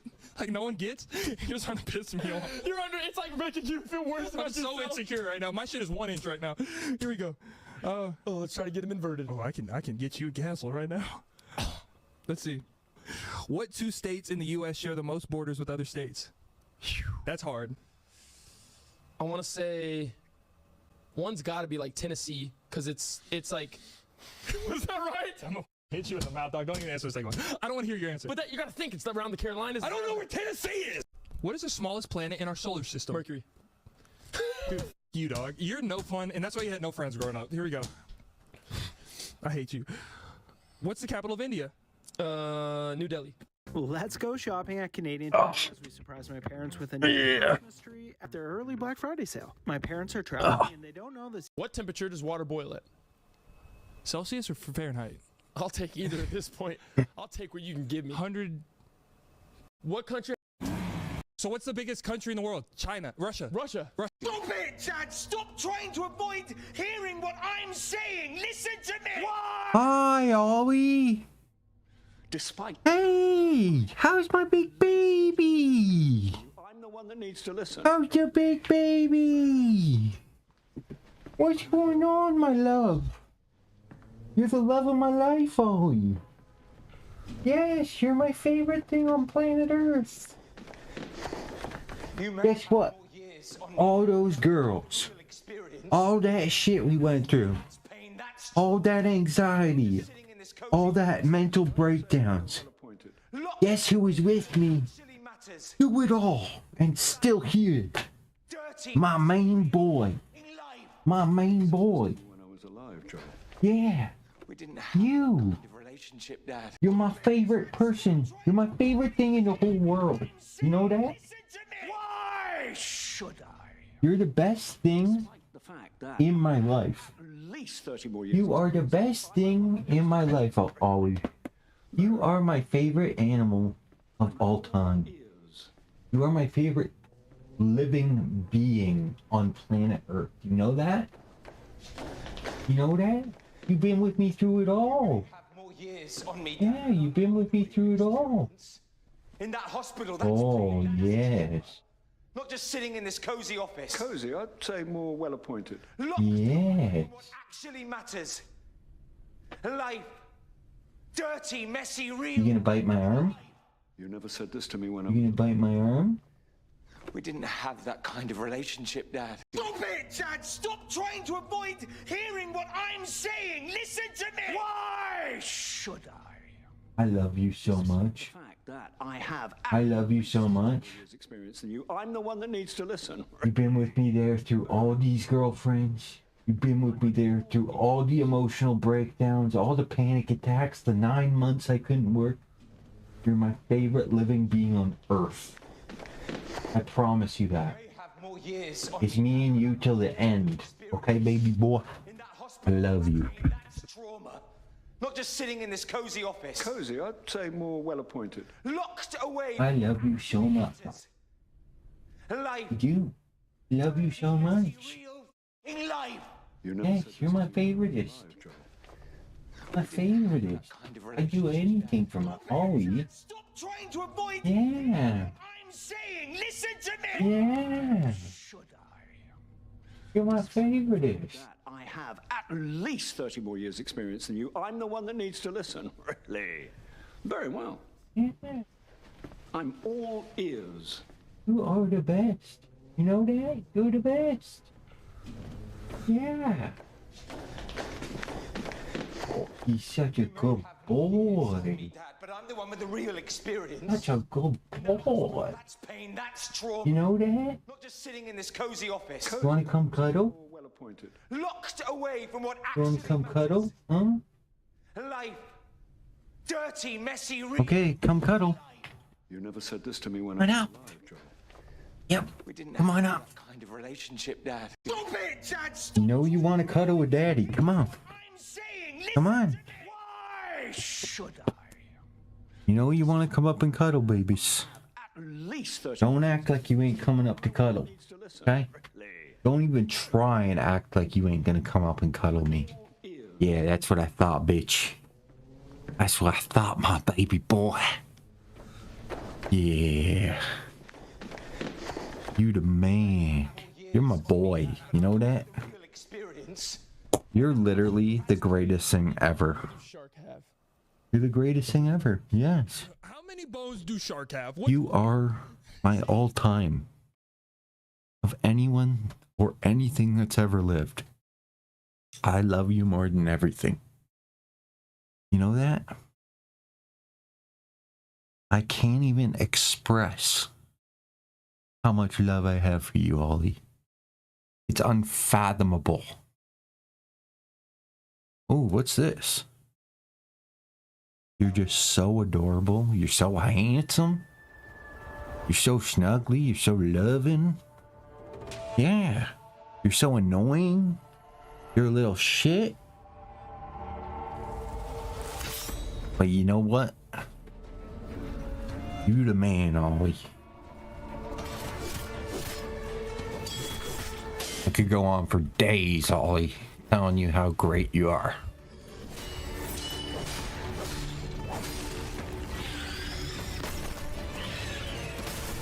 This actually looks kind of cool.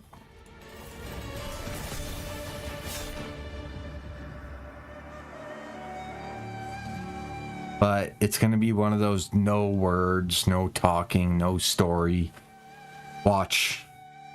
Silent cutscenes. Pure action. I have it. Oh, Return to Moria. Which one do I have? I think I have Memento Moria or something.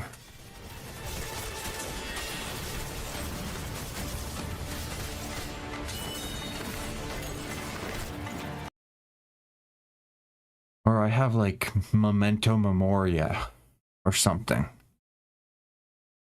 Oh, I'm telling you right now, this ain't it for me.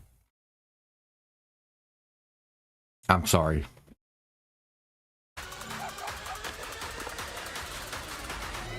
I just don't do the, like, for me, I'm a very specific, although I'm not specific, but I'm a very, like,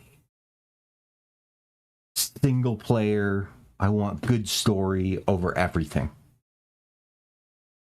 Sometimes something that's fun and has no story will work for me.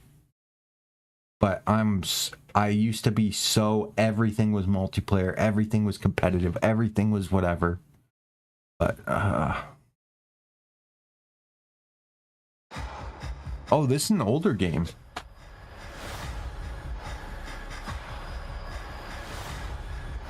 I didn't know that. Predator Badlands now playing. Dude, I think I'm allergic to that vape. The roof of my mouth is so itchy. I'm wheezing. I'm still here. The running man only debuts November 4th. Oh, that felt so good. It itched the top of my mouth. This is crazy. I've never had a reaction like this to a vape. Might lovingly depict one of the most recognizable fantasy worlds ever created, but to my So insane. that's not actually the most recognizable thing about it.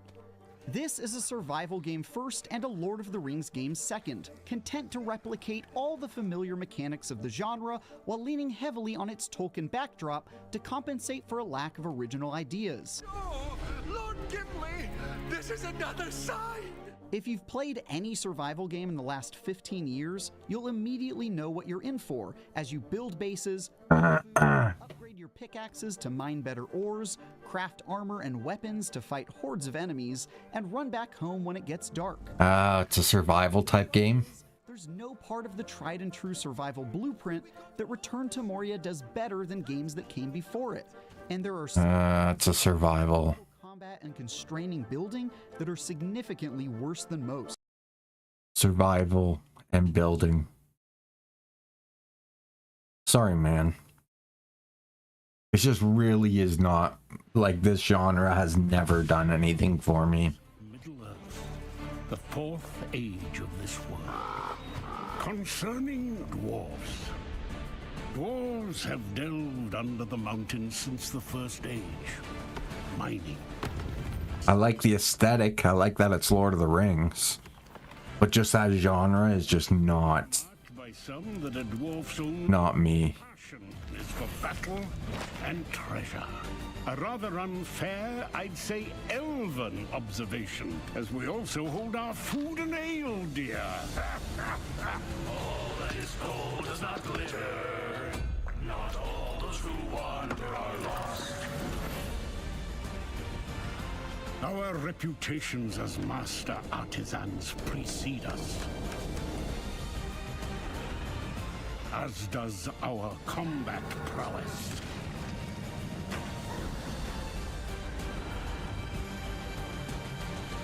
But where our hearts truly lie is in one another. Like, my favorite historical Bonds of fellowship. era ever is the Vikings, and Valheim. I cannot stand Valheim. We dwarves return to Moria. Like, I've tried Ark, I've tried everything. Pal World, even Pal World, the survival part was too much for me.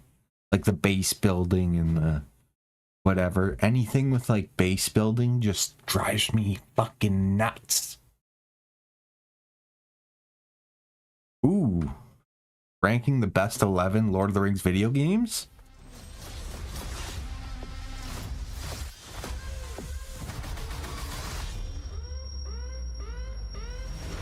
You can be a legend. Predator Badlands. We were just talking about this. Let's see what they... Oh, it's IGN. Let's see how garbage they rate this. Tolkien's Middle Okay. Lego worst, right? ever since The Hobbit. Oh no. in 1937. Gollum. Peter Peter Jackson is the Is Gollum the worst game? brought the books to life on the big screen, you might be surprised to learn that Middle-earth also has a rich video game history that goes back decades.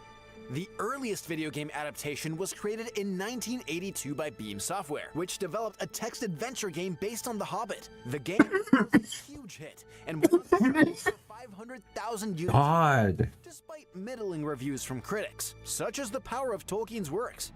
In total, there are over 50 video games based on the works of J.R.R. Tolkien that span numerous genres like action-adventure, RPG, strategy, and more. As we prepare for another new Tolkien game just on the horizon, we've gone through this long history and chosen the 11 best Lord of the Rings games ever made. The legal rights to adapt The Lord of the Rings into video games are almost as complicated as Middle-earth's lore itself. In the early 2000s, Tolkien's literary works and Peter Jackson's film adaptations were treated separately, with Vivendi and Tolkien Enterprises owning the rights to adapt the books for games, while EA owned the rights to adapt Peter Jackson's The Lord of the Rings movies. In 2009, Warner Bros. Was able to bring together both movie and book rights, and at long Did they start with the Fellowship of the Ring, or did they start with Twin Towers? Did they do all three? My orcs will be ready. These lands have known peace for too long. They will soon feel the Dark Lord's wrath. They did the Fellowship. Okay, I don't remember playing the Fellowship. I remember playing the Twin Towers and mainly the Return of the King.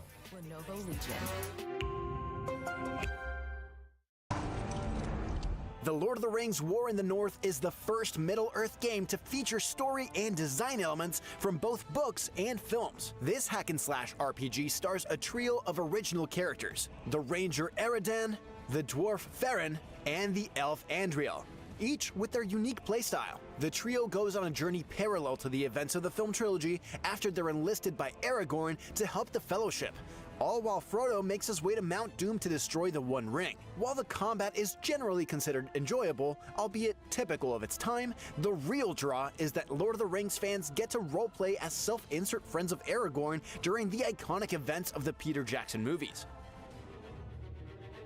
Since 2007, thousands of players have ventured into the many regions of Middle-earth itself thanks to the extensive digital world of the Lord of the Rings Online. While certainly not as popular as RPGs like World of Warcraft or Final Fantasy XIV, Lord of the Rings Online has cultivated a dedicated player base thanks to the way it brings the world of Tolkien to life, allowing players to explore the far corners of Eriador.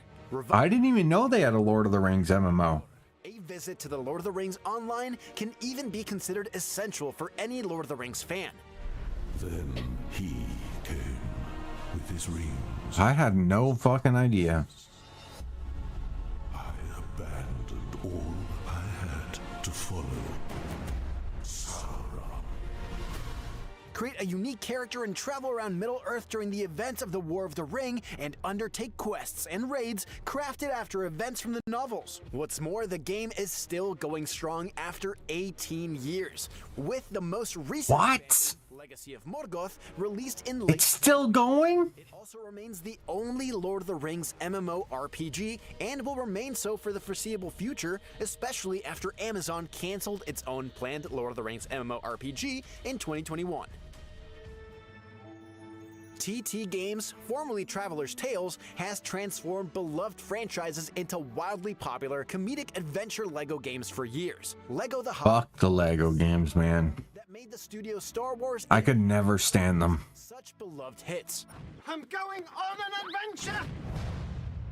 A zany retelling of Peter Jackson's Hobbit movies built off of plastic bricks, players can adventure through the events of the trilogy's first two films, An Unexpected Journey and The Desolation of Smaug. The third film, The Hobbit: The Battle of the Five Armies, had not yet hit theaters. You can unlock and play dozens of different Hobbit movie characters in this humorous adventure, which splices plenty of great skits and sight gags into an otherwise pretty faithful, if heavily condensed, recreation of the movies. Expect to battle goblins, ride barrels, and steal from a colossal dragon. But as enjoyable as this Code Violet's December 12th. is a better Tolkien movie trilogy, Okay. better LEGO adaptation slightly further down this list.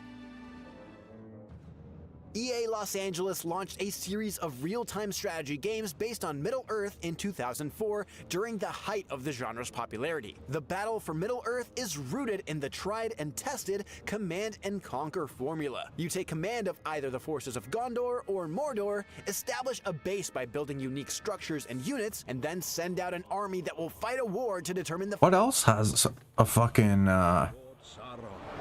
release date then?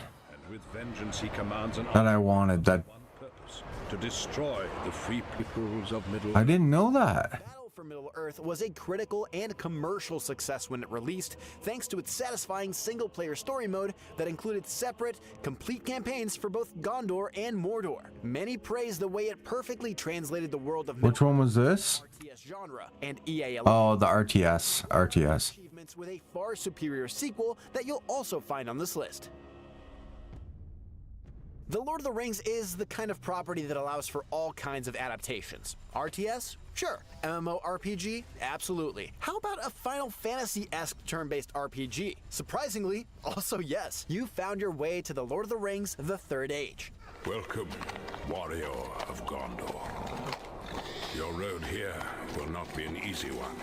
Criticized for being maybe too inspired by Final Fantasy X, right down to having a similar battle menu, The Lord of the Rings: The Third Age nevertheless combines a familiar turn-based combat system and class-based party system with the world of The Lord of the Rings. The result is a satisfying RPG that has become an enduring fan favorite. The Third Age, like War in the North, is set parallel to the events of the Peter Jackson films, with players taking on the role of characters who are hot on the trail of the Fellowship. Along the way, you visit many of the same locations that appear in the film trilogy and battle familiar foes like the Balrog. There are even moments where you can temporarily team up with members of the Fellowship itself in battle.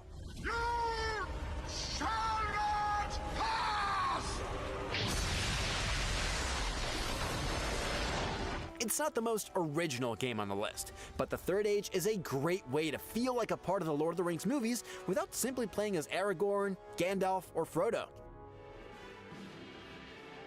EA LA followed up their Tolkien RTS with a superior sequel, The Battle for Middle-earth 2. Like the first game, you can choose between a good or evil single-player campaign. The former story is centered on the elf Glorfindel, who allies himself with the dwarves to defend Rivendell from Sauron. Meanwhile, in the evil campaign, Sauron sends his commander, the Mouth of Sauron, and the Nazguls to invade the north. The goblins, they're here. A large force has gathered and is marching toward this very spot. Similar to the first game, players raise armies consisting of infantry, bowmen, pikemen, cavalry, and siege machines, and command them using characters from The Lord of the Rings. The sequel also— No physical release for Skate Story. No. For a total of 6 factions. It's the better game of the two Battle for Middle-earths by far, but sadly, neither is available to buy today thanks to EA losing the Lord of the Rings license, and even owners of the old physical editions cannot battle online as the online servers were shuttered in 2010. Like the Hobbit game we mentioned before, LEGO The Lord of the Rings is TT's Brigified adaptation of the original trilogy of movies directed by Peter Jackson. And if you're only gonna play one of them, this is the one you want to— No. Ballad of Antara is free to play. To Lurtz and Tom Bombadil. No. And building your way— Oh, fuck off. There goes one game I was so hyped for. The LEGO games usually live or die depending on— Oh, dude, no fucking way, man. varied world. No fucking way, man. Particularly charming about seeing Middle-earth brought to which makes it easy to recommend to any fan. Do you like The Lord of the Rings? Do you like Legos? Do you like fun platformers? Boom! God. Lord of the Rings games ever. So pissed, man. Back during the era of official movie tie-ins in the early 2000s, EA published a couple of hack-and-slash games based on the Lord of the Rings films, where you took control of members of the Fellowship and made your way through the key events, leaving a pile of orc corpses in your wake. For all free people! The gauntlet-like gameplay suited the fantasy swords and sorcery battles of the Lord of the Rings well, but The Return of the King was especially notable for its inclusion of local co-op. Man. Form your own mini fellowship and go through the adventure using actual scenes from the Peter Jackson movie to serve as cutscenes, a benefit unlocked thanks to the PS2's DVD drive, and gameplay that captured the scale of the film's battles. Return of the King was head and shoulders above many official tie-in games released at this time. Okay, so Code Violet. The Lord of the Rings, The Two Towers, and The Return of the King are very similar games built on the same hack-and-slash foundations.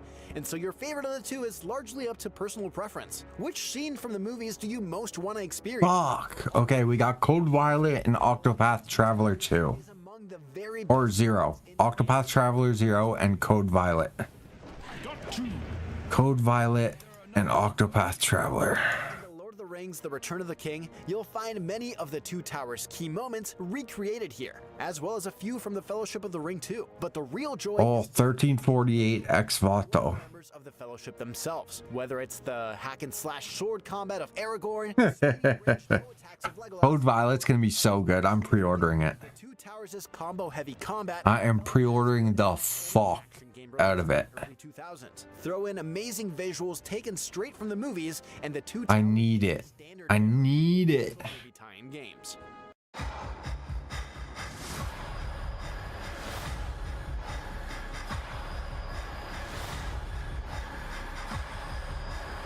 Man, what is with not having fucking exact release dates here, man? Complications around the rights to the Lord of the Rings have led to a variety of restrictions. The Middle-earth Shadow games, though, were developed Not a single release on January? and Peter Jackson's movies, which meant Like, what's going on here? Productions was able to take inspiration from None of them? detailed in the Hey, legendary what about February? that the Lord of the Rings is built on. I sing this song with all my breath. Take heed, for this interlude. Dragon Quest 7 reimagined. Okay, I'm getting that. Second game in the series goes to some unusual places because of that freedom. It involves figures No way. here depicted as a woman rather than No, no, no, no, no, no, no, no, no, no, no, no. never before seen, and why. No, no, no, no, no, no, no, no, no. No. Story of the Ring Wraiths. Shadow of War's overly No way. with its convoluted attempts to tie its world to the movies is the reason why many have the sequel ranked below its predecessor when it comes to Monolith's R16 I have. You cleaved me in two. Any other orc would have died, but I survived. But story is Um, Shadow of War features a much larger Okay, Dragon Quest 7 reimagined. allowing you to explore more the same fantastic combat and of I thought Yakuza Kiwami 3. from the first game, but they're bolstered by a fortress siege system that captures the epic scale of iconic battles such as Helm's Deep, albeit No way. I thought it was coming out in December. Shadow of War towards Okay, Dragon Quest 7. by its fantastic predecessor. Set between the events of The Hobbit and The Lord of the Rings, Middle-earth Shadow of Mordor sees the Gondorian ranger Talion bond with the Wraith of Celebrimbor, the elf who unwittingly aided Sauron forge the Rings of Power. Together, they go on a journey through the depths of Mordor to get revenge on Sauron's generals who murdered Talion's family. With fewer ties to the movies than the sequel Shadow of War, Shadow of Mordor tells a more cohesive story of revenge in Middle-earth. Now do you believe me, Ranger? What has happened to me? You are banished from death. But the true star of Shadow of Mordor is Monolith's patented Nemesis system.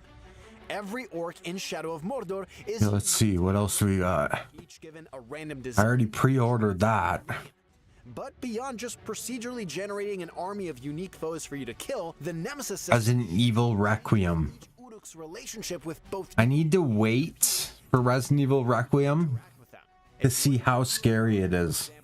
they will get promoted for their valiant deed and will bring up their victory. How old is that? Bring me the head of this grave walker. How old is that? With the satisfying Batman Arkham-style combat and a story that isn't just a retread of Peter Jackson's movies, easily makes Shadow of Because last thing I saw was a few weeks ago. game of all time. Okay, then I haven't seen that. Was shut down in 2020. 1 second, let me just check We'll likely never see another Shadow game. the shit. Crimson Desert. And so the two Middle-earth games... I don't know if that's a pre-order. It's either going to be fucking amazing or the biggest disappointment of all time. With a new line of the Lord of the Rings movies, as well as the ongoing Rings of Power TV show on Prime Video, there will likely be even more Tolkien games coming in the future. Next up is the game Tales of the Shire from Fictions and Weta Workshop, which will deliver an entirely different video of Tolkien's world. And there you have it, our list for the 11 best games ever made.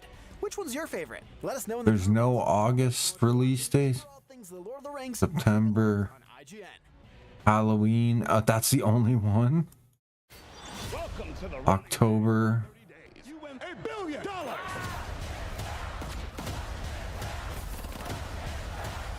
Grand Theft Auto 6, of course. November 19th, 2026. I think I have to pre-order it. Okay, let's start back here. I hate this place. Code Vein 2. Okay. So these are the only ones. Dragon Quest 7. Neo 3. Ash Cleaner. Yakuza 3. Tides of Tomorrow. Resident Evil Requiem. Should I no, I'm not gonna pre-order Resident Evil Requiem. I'm gonna pre-order Dragon Quest 7 Reimagined.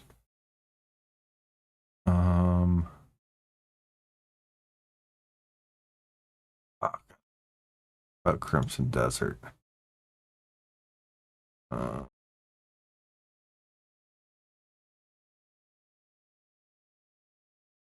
Cthulhu, the Cosmic Abyss.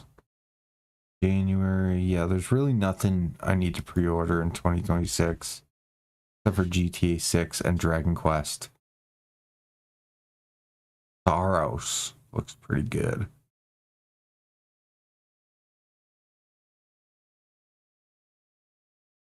Crimson Desert.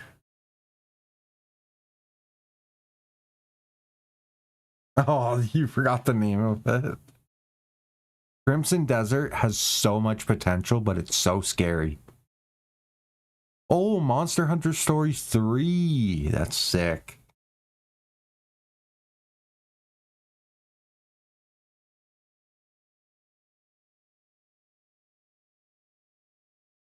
June, July, August, September, October, November. Just GTA 5, hey, that deep? Okay, so we just need... What is I hate this place? Why is that ringing a bell? One sec, I just want to watch this quick. Is this a 2D thing?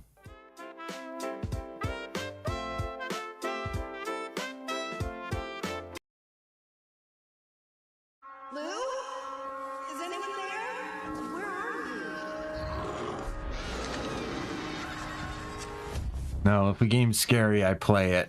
I just need to make sure it's not too scary. It's nice to finally. And I can tell right away by watching like the first intro if it's too scary. But they hear. I'm starting to Yeah. think the whole horned man thing wasn't such a great idea. Okay, this looks fucking stupid. Looks like we're not in Kansas anymore. Yeah, this looks so stupid.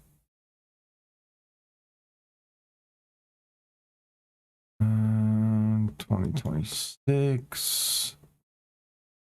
Okay, so January we have absolutely nothing. Code Vein 2. I want to see what have they shown improvements for Code Vein 2. I want to know. If you're a student, here's how you can This is gameplay.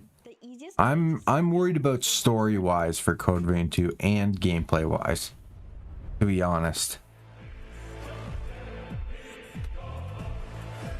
Ooh, I like this setting a lot more.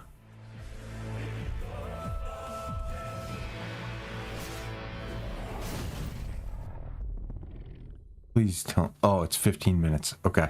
Hello, and welcome to a gameplay presentation of Code Vein 2. I really want to see this. Member of Bandai Namco Entertainment America, and today I'll be walking you through character creation, a taste of some of the characters you're going to meet along the way, exploration and the world, and an exciting look at the first major boss you'll face in the game.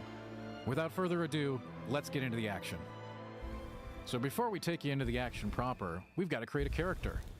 And Code Vein 2 features an extremely robust character creator suite of options. Right now we're looking at some of the presets that you can pick from, but you can create your character down to the last detail. Eyes, hair, scars, all kinds of different things that you can tweak and design to your exact specifications. But if you feel like just picking one of the presets and getting right into the action, you can do that too. As you can see, we have all kinds of different hairstyles, all kinds of different options for you to pick from. And you can spend a lot of time in this character creator. I know I have. And you can get things just right. You can spend hours. I really want to see how this starts out story-wise. You can also just take a preset. The presets are also awesome, and they come with some really cool outfits. European? It's not just setting your makeup. It's not just setting your eyes. You're going to be picking your outfit completely. European. Accessories, masks, capes. I don't know if I've heard of the game European. From the very serious to the very goofy options. They're all available for you, depending on what you want to do. I mean, look at this. Are you talking about that, like 1304 game? I want some of those. I'm getting a pair of those. So that's my character. But you can create yours however you like. And as you can see here, it extends to full outfits that you can have too. I'm thinking you might spend a lot of time in here if you're one of those. Or 1384 or whatever. And if you don't, that's what the presets are for. Just grab and go. Once you've got your character set up to look at, you can. It doesn't have a specific date, so you can't pre-order it. With your friends, and we're getting right into it. Excellent. It's a pleasure to make. That game looks awesome, though.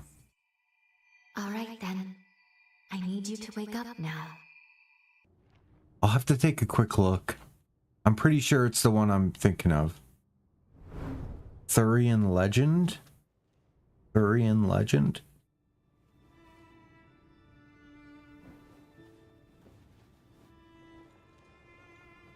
This one might have to be a wait and see. As I feared, the memories may still take some time to return. Forgive me, I certainly didn't mean to startle you. My name is Lou Magmel. I am a revenant. Bear with me, for this may come as a shock. This is either going to be Have died once already. anime and JRPG level storytelling with Souls-like combat, or it's going to be dog shit.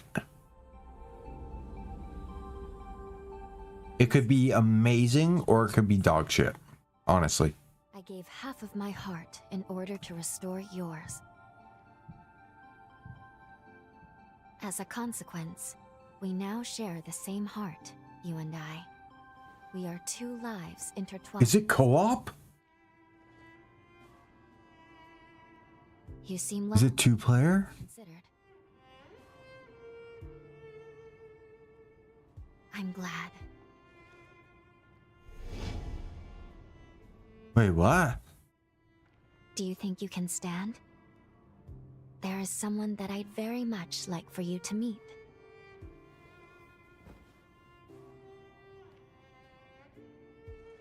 Wait, does he have tits? I know it's all new, but it's okay. You can trust me. Does he have tits?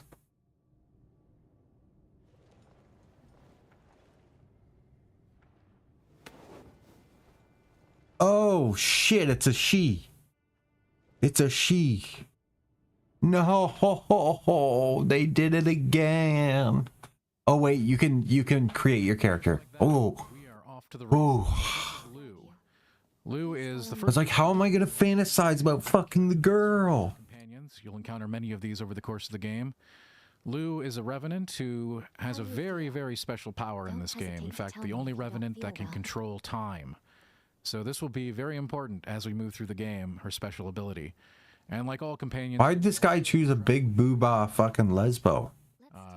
each companion has special abilities that they bring to combat, and you can also assimilate your ally for some extra bonus powers, but we'll talk about that later. For now, we've just... Character's kind of thick. And we're going to be heading out into the world.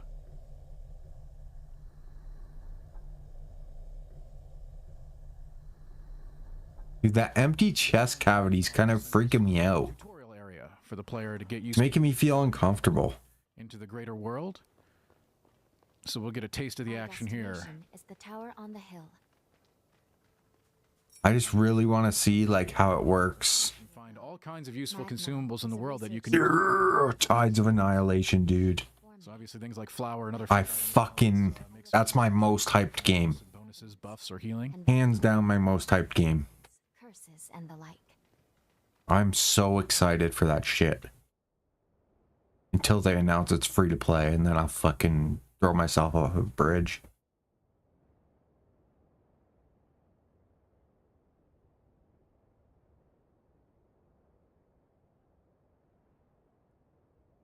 Another world snuffed from existence.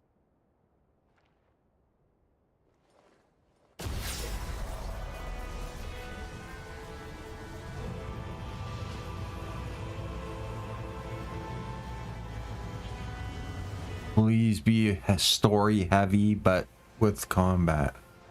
Even not story heavy, like Stellar Blade level story. And I'm sold.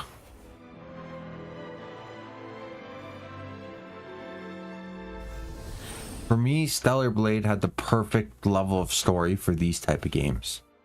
It was still interesting, it was still weird as fuck, it was still super cool. But it was focused on the combat. All evacuated in time, thanks in no small part to your efforts. My name is... Holy! Okay, I'm buying it. It is I who carries on the great Idris's mission and legacy. It is you, though, who Dude. the world of man. Dude. So these Lavinia and Lou are basically going to be your companions here at the beginning here to get you through this. The concept of we're going to travel to the past to save the present, essentially. Dude, those were some Code Vein 2 tits and a half. travel as a huge element of it. So Dude, that shit was wild, dude. That shit was wild. more or less.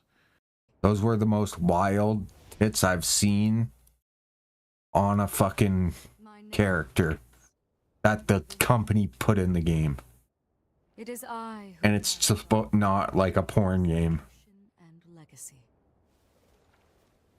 Dude, she's so hot.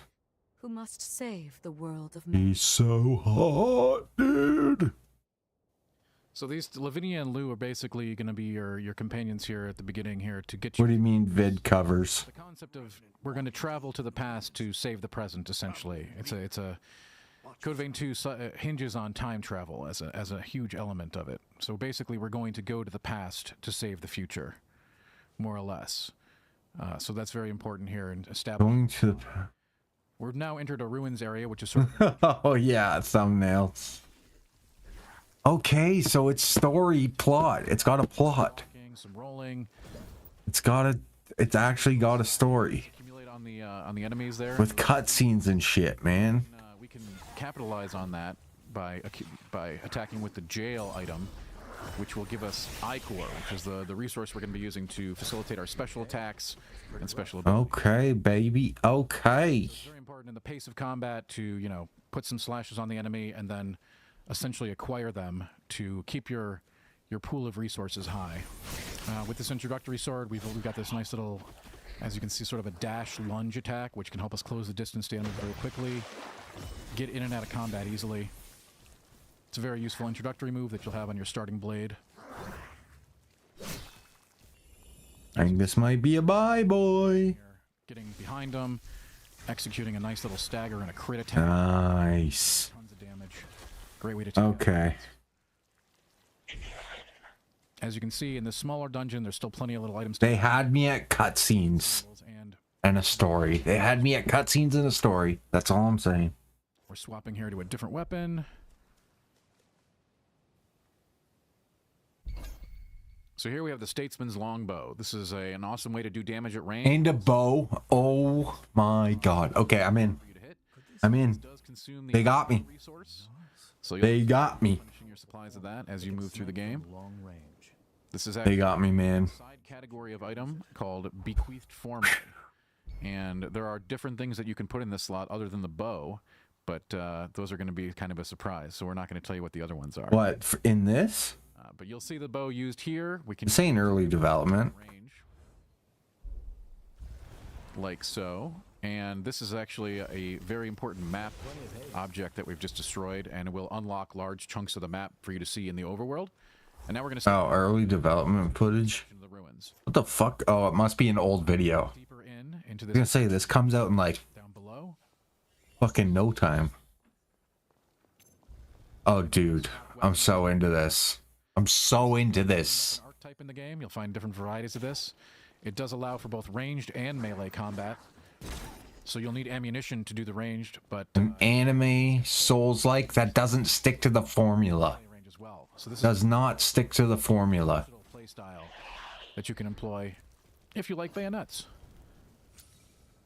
You know what I mean? It doesn't, it's like a Souls-like. It's a Souls-ish.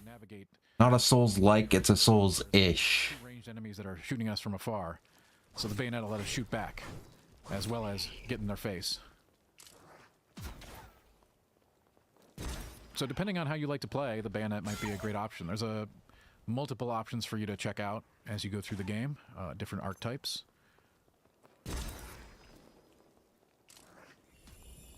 Of course, the bayonets, again, they do need ammunition, so we might have to reload here soon.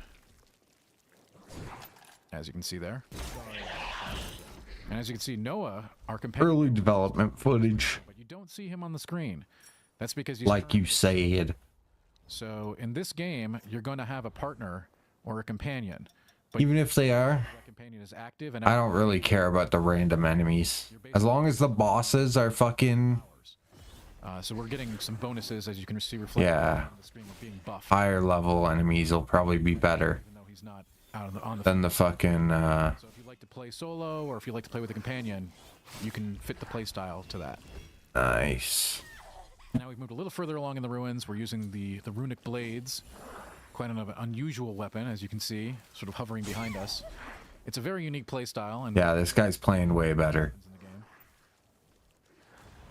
And as you can see, the bow can come in handy in combat as well with a quick flip. And we're going in there. There we go. And yeah, in these ruins again, lots of little things to pick up as you go through.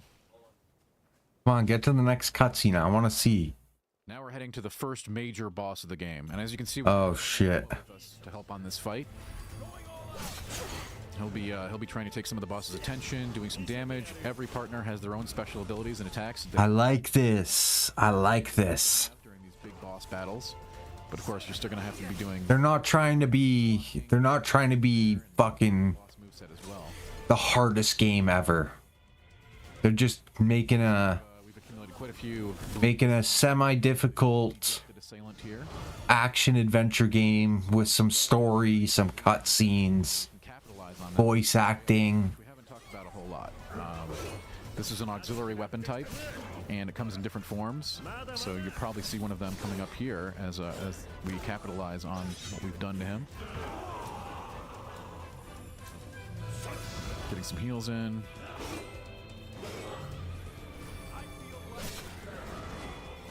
I was not feeling this at all.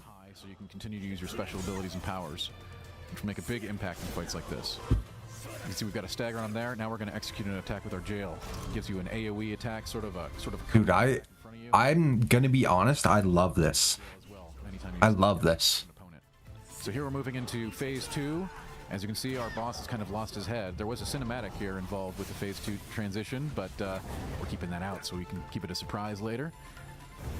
But with that, he's gained new abilities as he's now holding his head, and he has a whole new moveset due to that. And you'll see here I'm gonna be honest. This is my type of game. I'm so sick of formulaic Souls-like. I don't need that level of difficulty. I love it when it's from software, but when it's just constantly from these other companies and they don't add to it, like they just make their own world with the exact same like difficulty in combat as Souls. Like I want them to use like Souls combat, make it more difficult, make it less difficult, I don't care, but make it an actual like game with a story and cutscenes. That's what I want. And it never happens. And I'm hoping this is one of those. Oh, well, that was a really good attempt. Didn't quite make it. Thanks for joining us today for this taste of Code Vein. Okay, I'm getting Code Vein 2. I'm getting Code Vein 2. When's it come out? Fuck, was it February?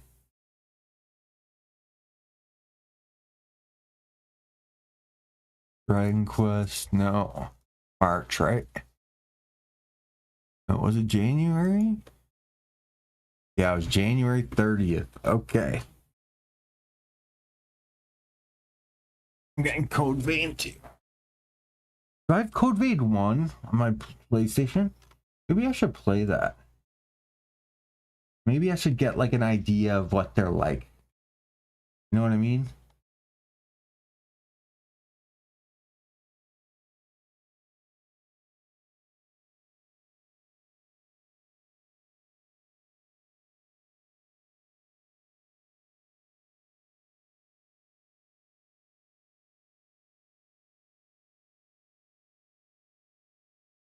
Oh, I have Code Vein.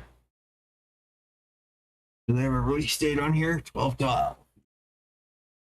Dude, December 12th is going to be crazy.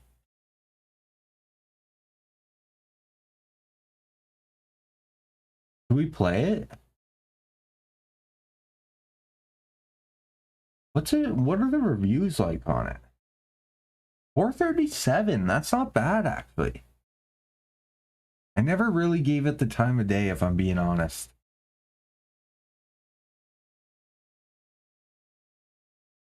Remember I bought it when I was like super into Souls-likes and then I got so burnt out.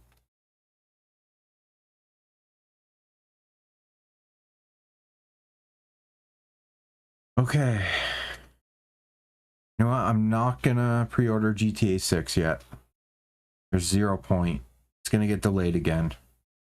So I'm going Code Violet, Dragon Quest VII Reimagined, and Code Vein.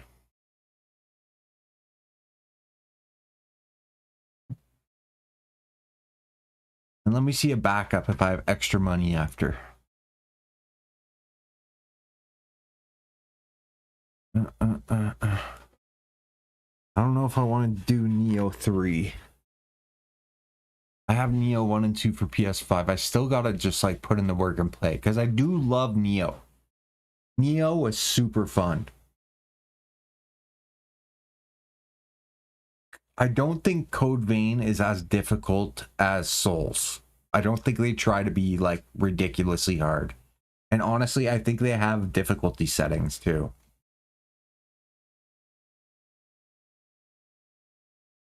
I guess I can go Crimson Desert. I have too much extra.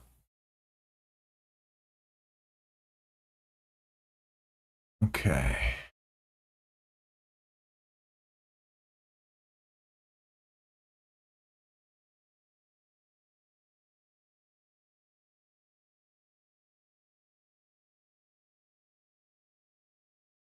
Let's see. What am I trading in? Let's see.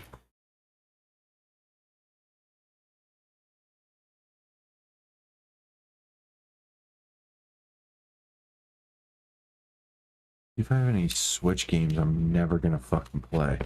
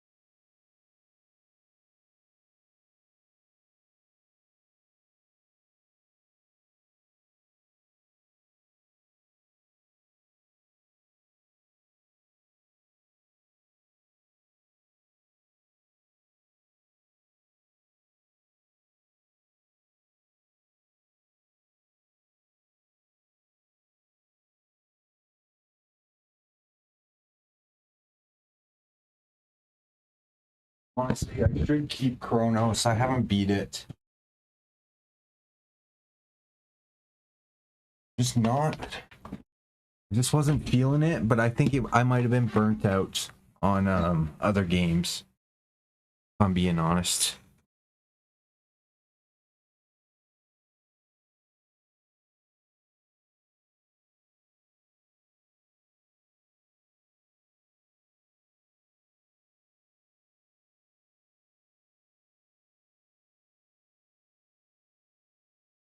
Yeah.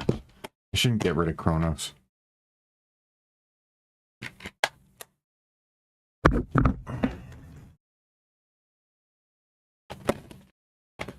These are all must saves. Will never be sold.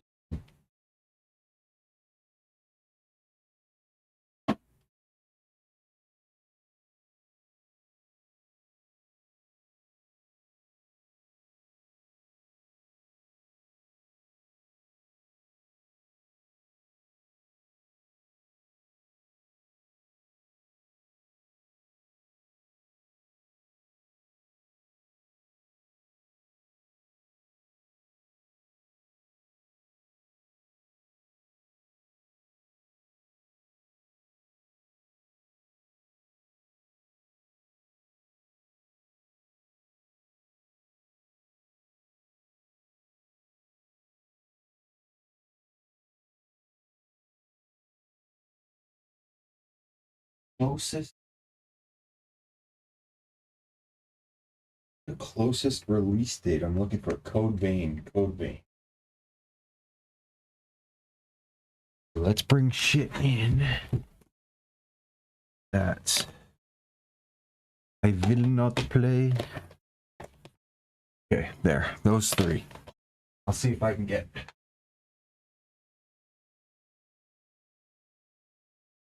these. Try to finish them.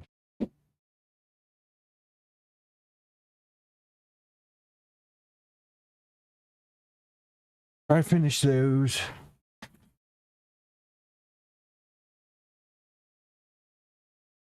Already finished Silent Hill F.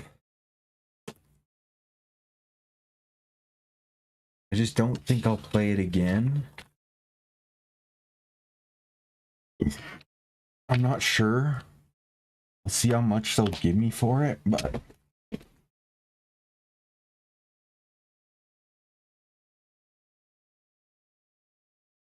for sure these two gotta go. For sure these two gotta go. I really did love Silent Hill F though.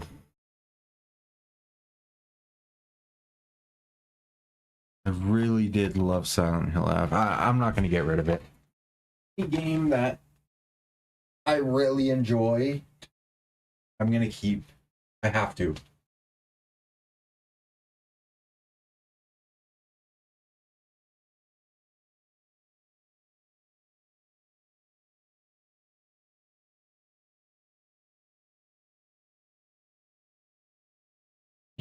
Fucking pointless though, because I'm never gonna play it again. But it's just the fact that I love the game. Like I want to hold on to it. Does that make sense?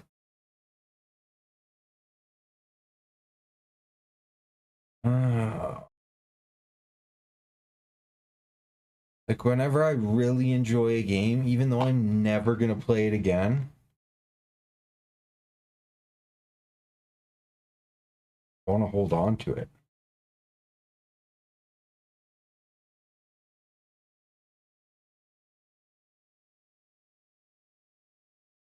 You know what I should do instead? Because it's going to be pointless to keep.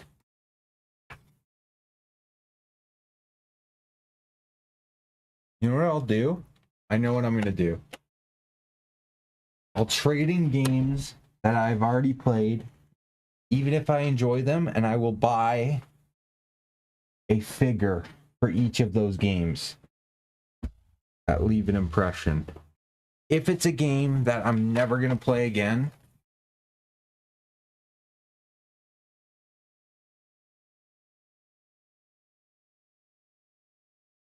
that I know I'm never gonna play again.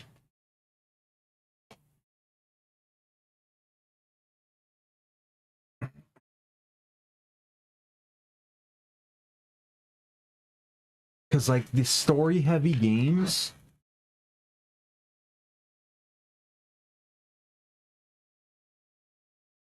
Yeah, maybe by a year I'll forget. One I'm really thinking about is Death Stranding 2. It might be my favorite game of the year. But it's one of those games that's, like, so story-heavy. And, like, the twists and the turns and everything is so, like... And, like, just the gameplay of it. Like, I feel like I did everything. Like, I cannot see myself beating Death Stranding 2 again. I just can't. Even though it's... I think I like it more than Expedition 33.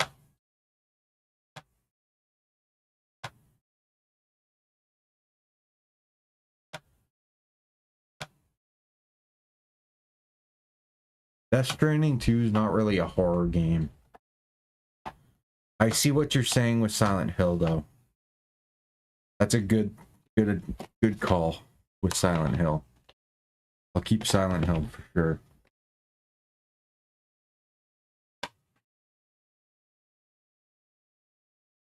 It's just like, you know what's funny? That in, like... If I do want to play it in, like, fucking a year or a couple years again, there's gonna be, like, a fucking remaster for PS6.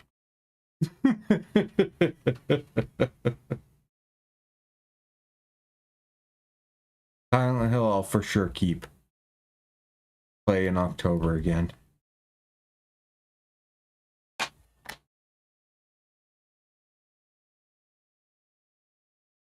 I wish I had physical edition of Silent Hill 2. I would sell the shit out of that.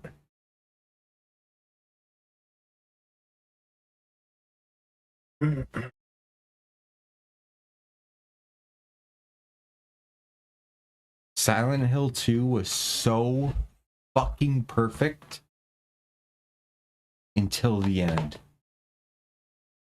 I've never felt a more... I've never felt the feeling of wanting a game to be over more in my life.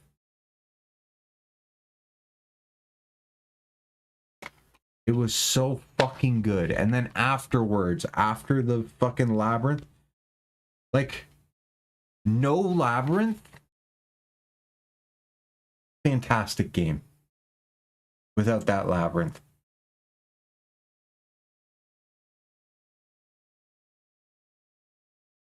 The Labyrinth just was too fucking much.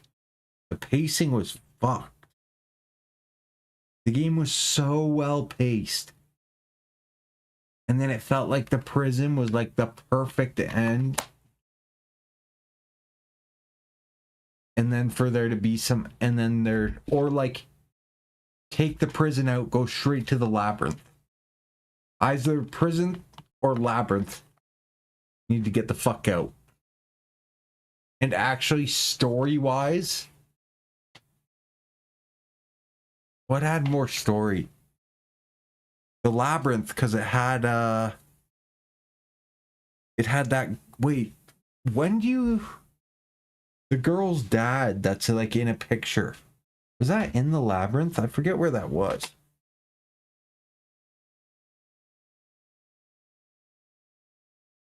I think it might have been in the Labyrinth.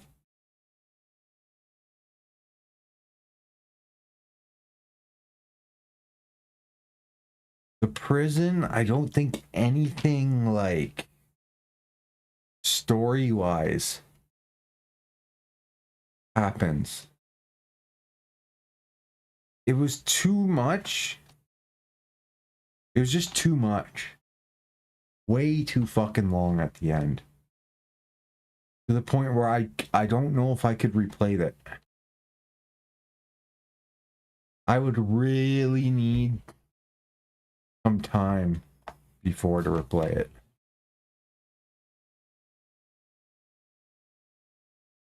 Okay. Keeping Silent Hill for sure. Just because I love Death Stranding 2 so much, I think I have to keep it. I really think I have to keep it.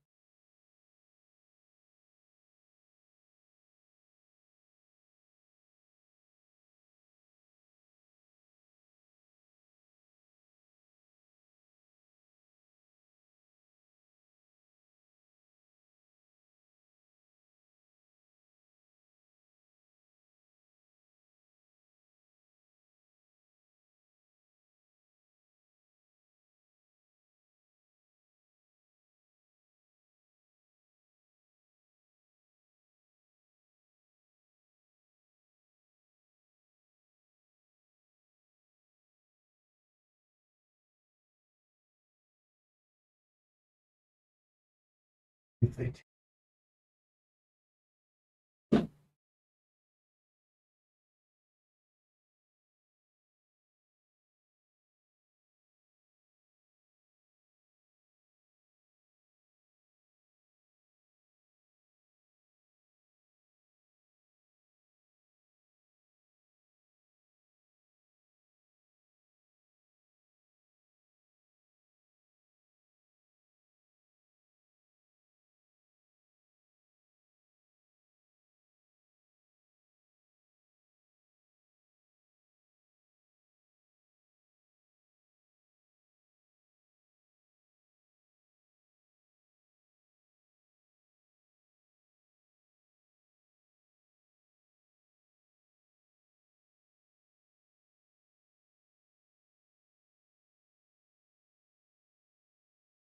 See the reviews on this shit. Terra Memoria.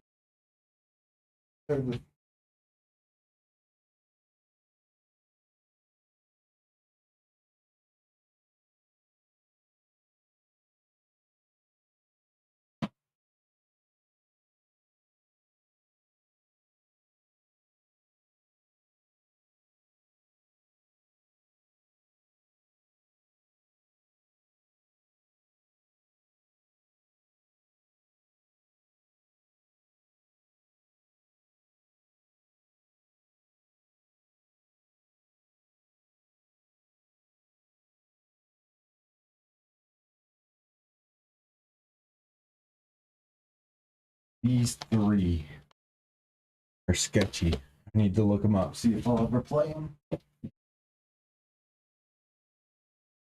Yes.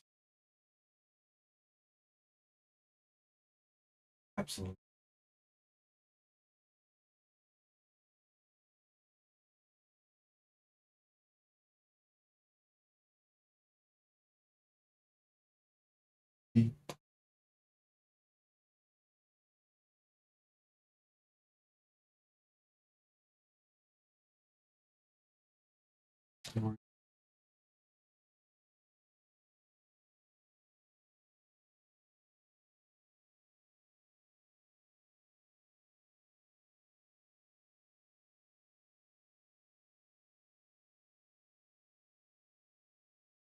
Honestly, I'm not a huge Mario fan.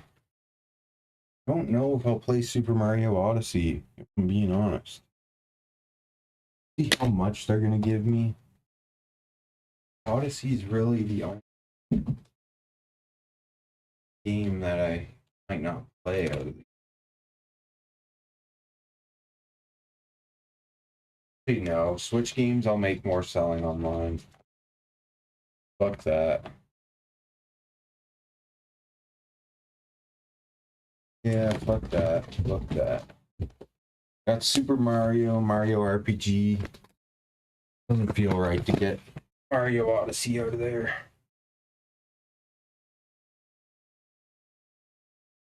Fuck it. I've got all the Switch games I want.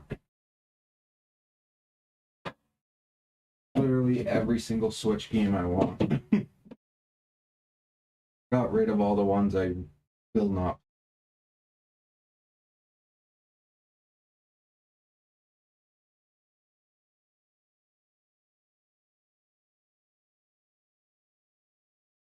Okay, let's look up Terra Memoria. Holy shit, I gotta close the door.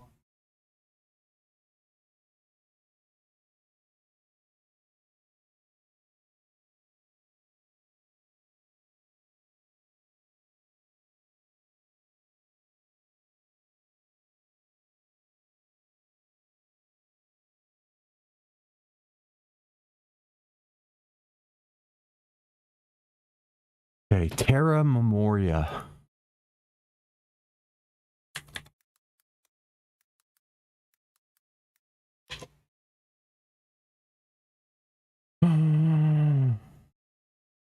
Terra Memoria, I liked this demo, but I don't like turn-based gameplay. However, the story... I was never too good at games. Terra Memoria, I liked this demo, but I don't like turn-based gameplay. However, the story was really good, and one of the main characters is a fox. So, this game already gets kind of like bonus points for those things, but I don't think I'll end up playing the full game. It has nothing to do with the game itself. Although I will say the combat's pretty easy. I'm sure it evolves later, but what I played, I was surprised at how simple the gameplay.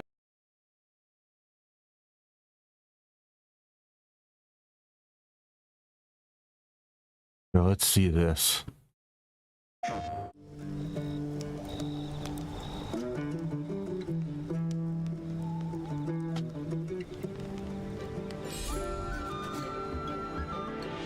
Why did I buy this game? This does not seem like something I would play. Oh yeah, it kind of does.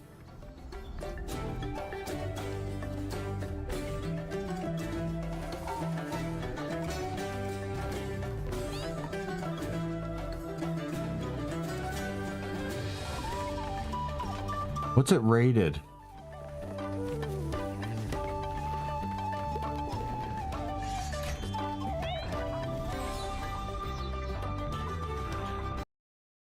Okay. What the fuck? Do not sleep on Terra Memoria.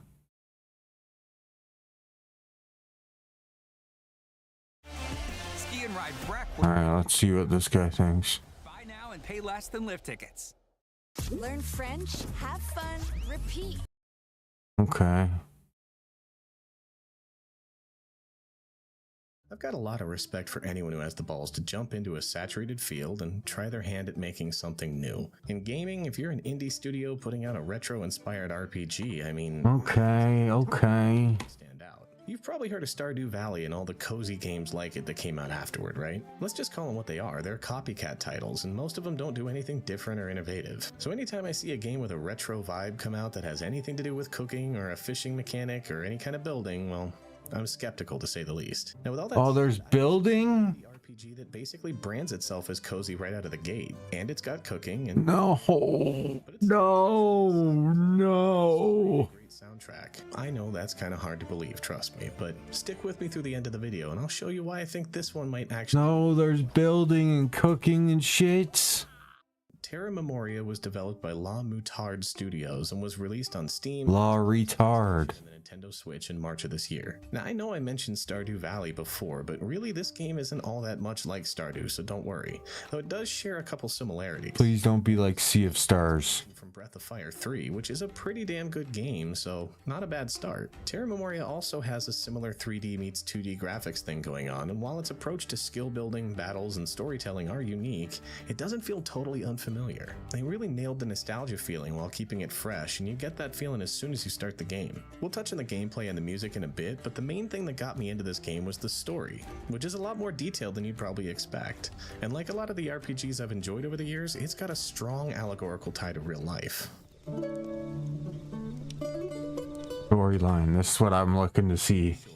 I mean very short, the world we're in here is called Terra, and it's one where many powerful forces coexist at once, primarily magic and crystals. Now magic, we know, it's a tried and true storytelling mechanic in RPGs, and in this game it's an organic force, but one which is falling out of favor in lieu of crystals. Now these crystals are a finite resource, and they power just about everything in the modern world remotely related to technology. They're relatively new though, are in high demand, and recently have become suspiciously short in supply. In fact, the whole overarching theme in this game is you're supposed to find out why the crystals are becoming so scarce. There has to be a reason behind it, and you and your party end up being the ones who need to get to the bottom of the whole thing. In the process, you discover some long-forgotten technology, meet some really interesting characters, reveal several layers of conspiracy, and even play a part in the rekindling of ancient ways. It's pretty rich, all in all. And Nah, I'm gonna play this at some point. There's Moshaeng, a constant mage from the Murky race. I'm gonna play both of those. Of super jacked rhinoceros people with impressive Viking beards. He's fresh out of the Mage Academy and the first character we meet.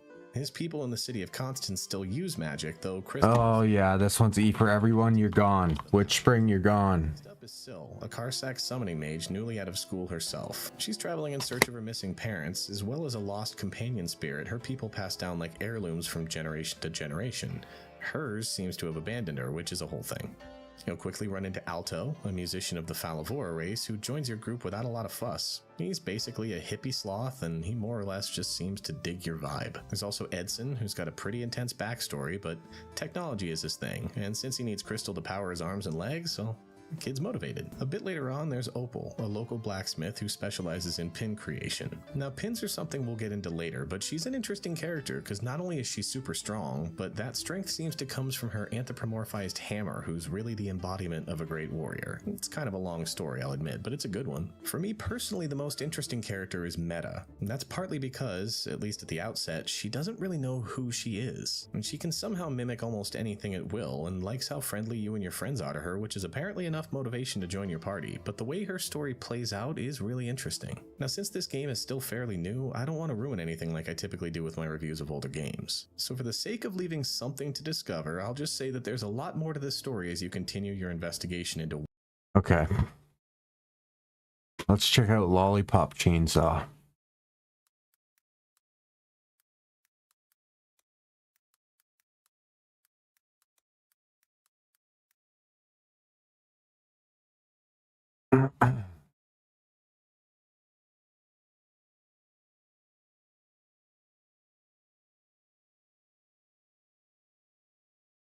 There's a ton of enemies on screen, as you can make quick work of them. When you kill 3 or more enemies, you'll enter Sparkle Hunter mode. This shows a brief cutaway of Juliet tearing through zombies with a cosmic sparkly background and rainbow particle effects flooding your screen. Not only does this look cool and pleasing on the eyes, but it rewards you with platinum medals. And whilst we're on the subject of medals, what exactly can you do with them? There are several store locations on each level where you can purchase upgrades, new skills, and consumables. There are some additional items that you can What's hella? affect combat. Maybe you're getting bored of your school uniform. Why not purchase a new outfit and kill zombies as a bunny? Want to listen to some more music? You can buy some new tracks and add them to your playlist. The music in the game is brilliant. It's mostly punk rock and fits the flow of the combat and gameplay perfectly. One of the best parts of the game for me was the writing and dialogue. The dynamic between Juliet and Nick is hilarious. Okay, I'm not selling this game either.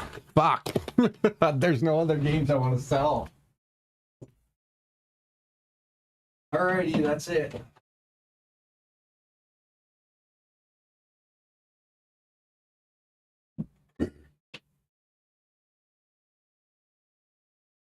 Alright, that's it. I'm not selling any other games. Oh no, the back of this one got wet or something. No.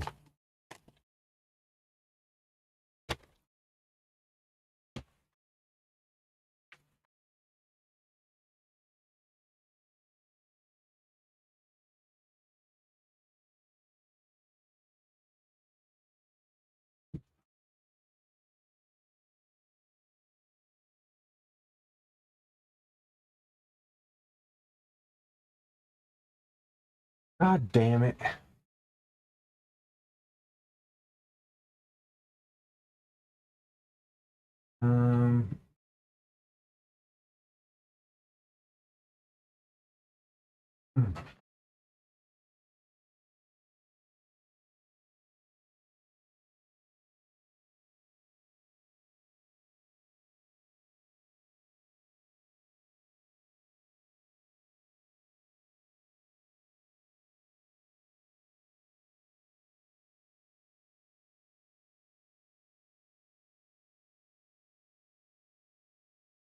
Okay, okay.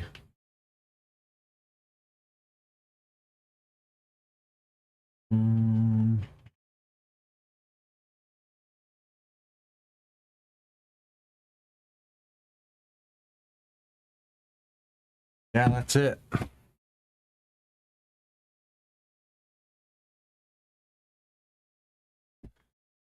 Let me look it up.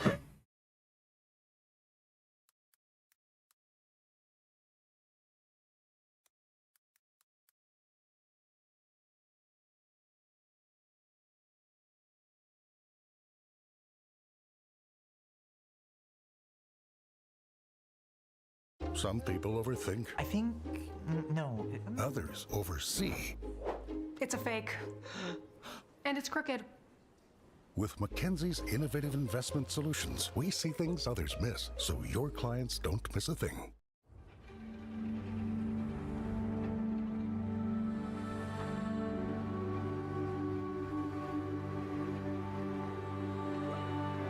Oh shit, sorry. This whole time, fuck.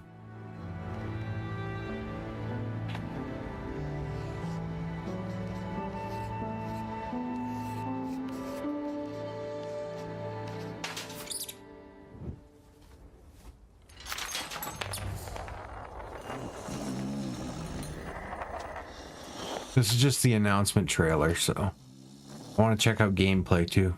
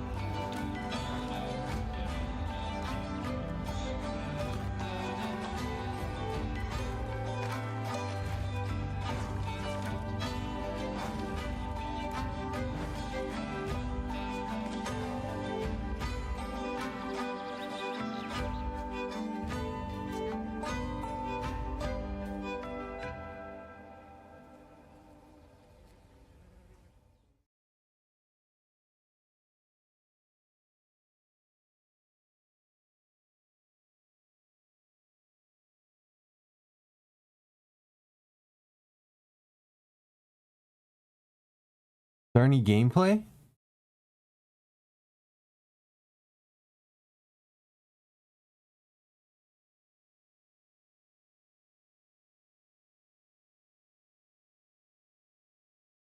The winner of the St. Pellegrino Yacht Chef Academy is Hardy Ferguson.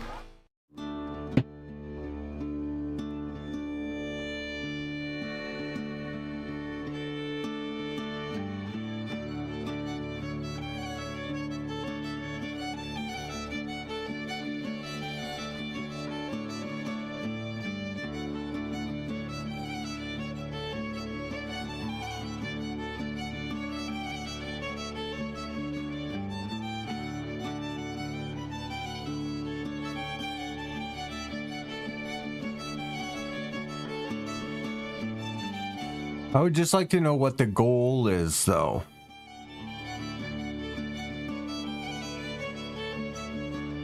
Basically, is it like you have a goal to get somewhere and shit's just fucking you up on the way?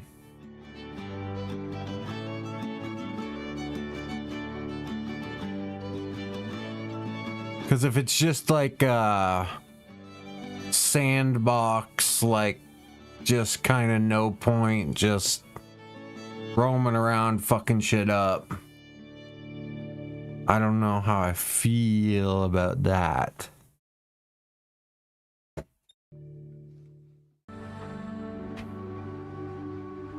It looks good, but as long as it has like a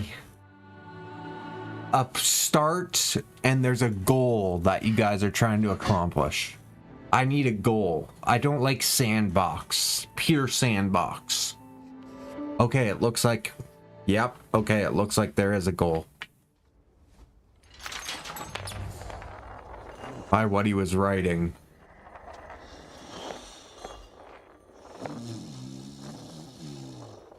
It looked like he was writing a map, though.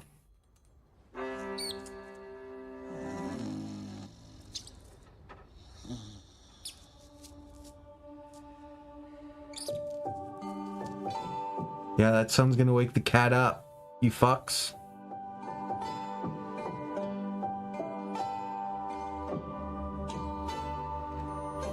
Oh shit, that cat's gonna wake up, bitch.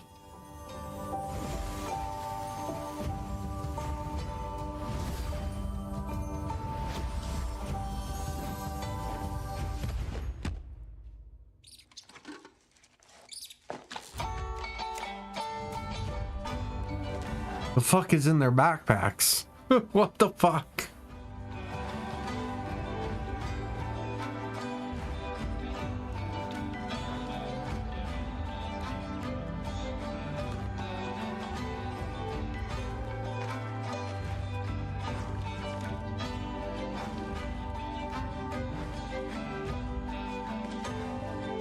Is it gum?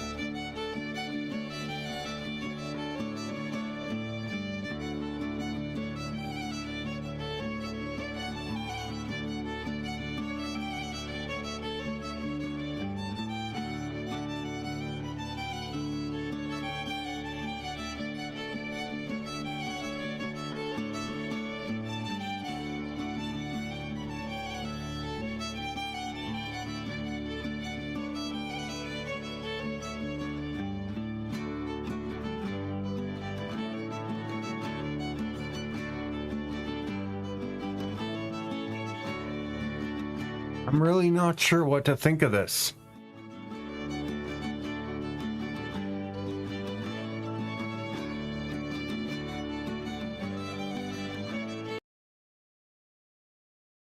I'm not sure what to think of it yet. I don't think I've seen enough. I like the look of it.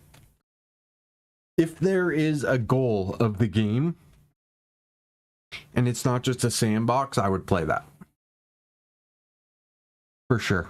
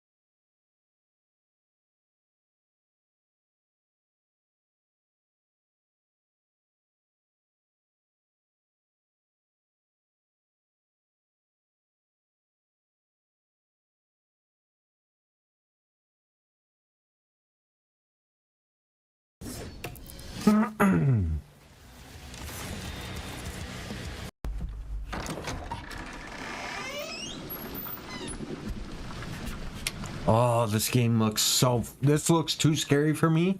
But it's Kojima, so I'm gonna fucking put myself through this bullshit. This game is gonna be... I'm calling it right now. This is gonna be the scariest game ever made. Calling it right now.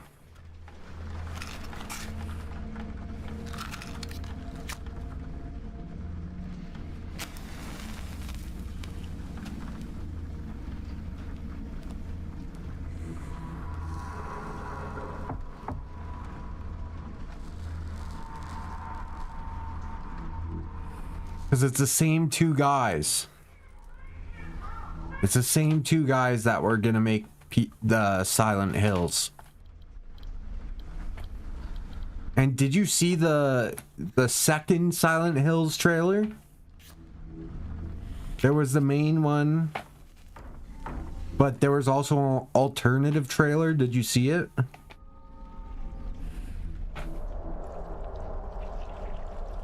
Because Guillermo del Toro is going to be involved in this too. Dude. This is going to be the scariest game of all time. I'm telling you right now.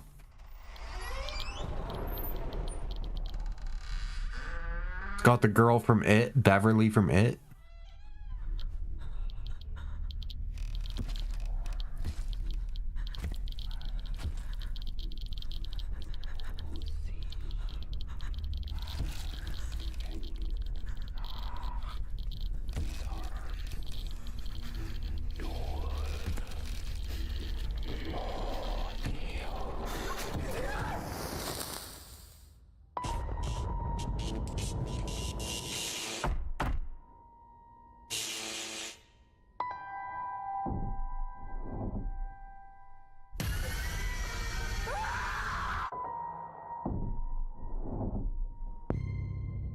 I'm telling you.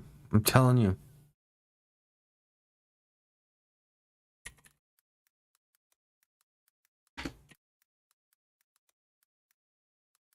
The second trailer to Silent Hills is the scariest game trailer of all time, hands down.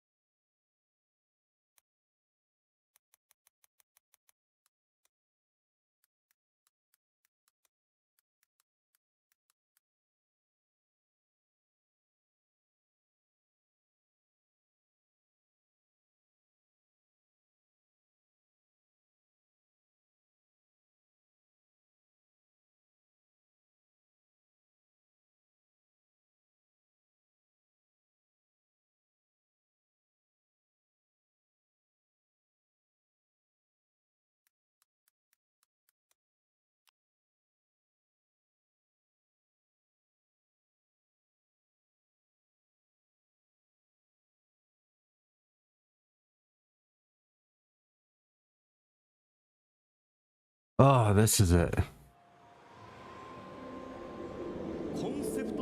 Look at this shit.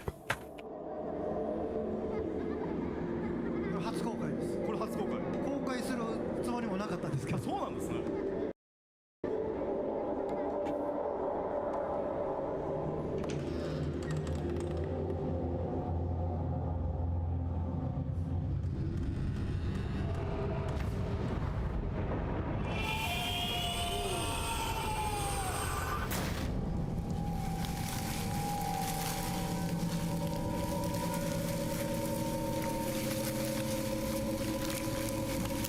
Just that there. Crazy.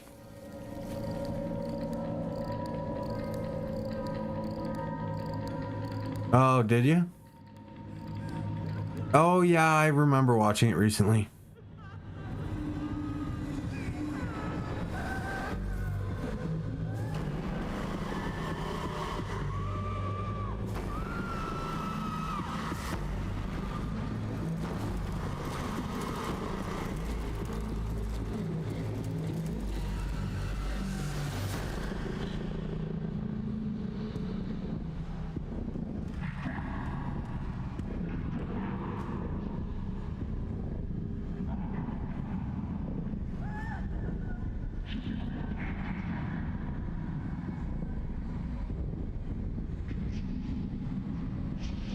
Like, to me, there's no way. And they're back together, but Kojima has full control now for OD. It's his company, and Guillermo del Toro is coming back with him to write it. And they are the ones that did PT and the 2 trailers.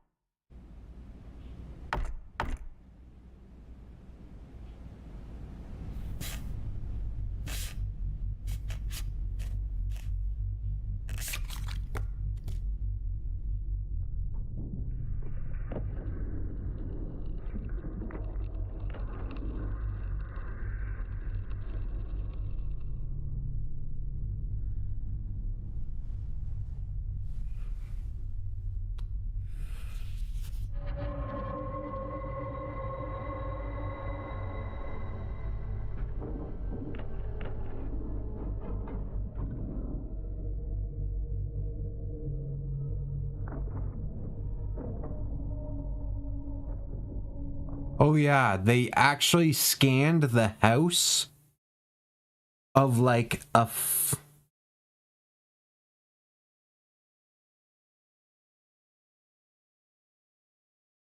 I think it might be this Guillermo del Toro.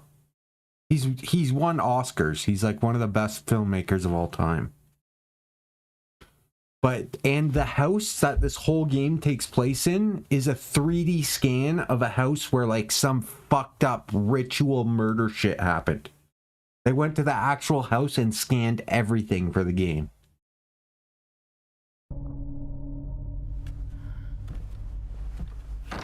Like it's a real house. Like exact house.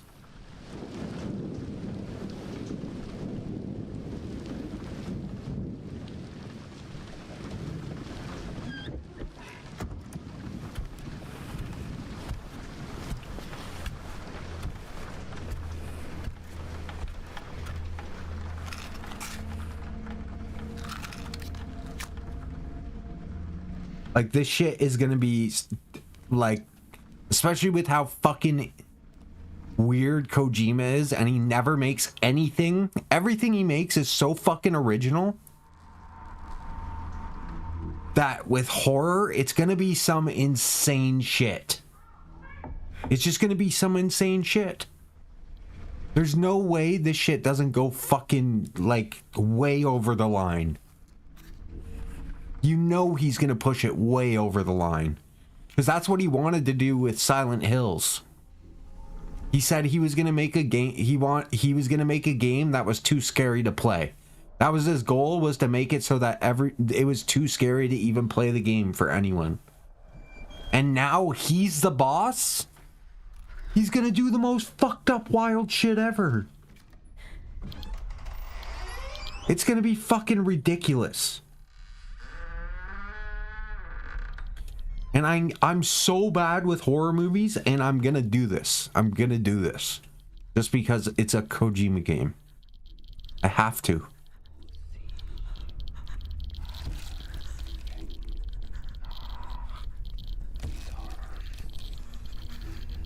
And I love this actress.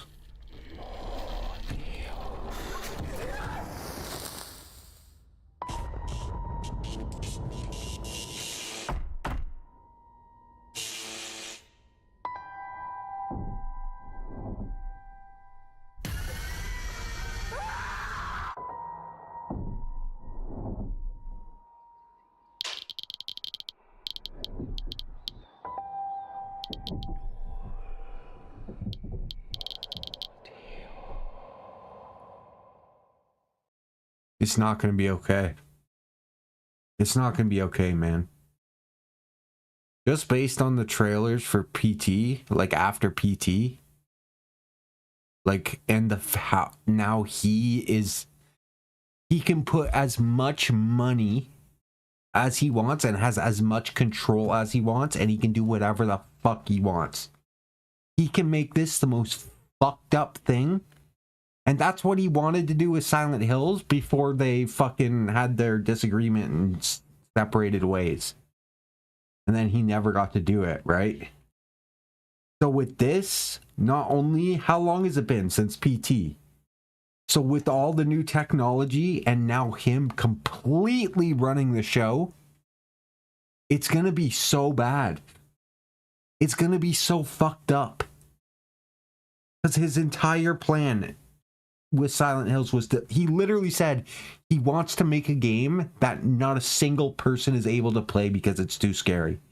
So now, with no fucking boss and no one giving him notes and saying you can't do shit, like, what the fuck? What the fuck? It's gonna be so bad. It's gonna be so fucking bad, dude. It's gonna be insane. Everyone you fall in love with. It's gonna be the game I want to play the least out of any game ever, and I have to play it. It's always Ristorante Pizza. Control him. I'm not kidding. When I stream that game, it will be the worst time of my life.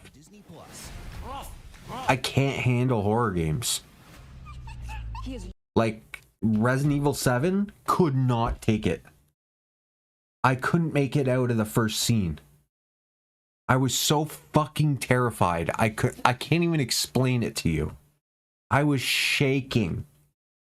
Uncontrollably shaking. It was fucking ridiculous. Resident Evil 7, it was too much. I literally couldn't play it. I had to put it down because it was too much. That's why I'm holding out on Requiem, because I want to see if it's too much again. Because Resident Evil 7 was too much. Alien Isolation, way too much.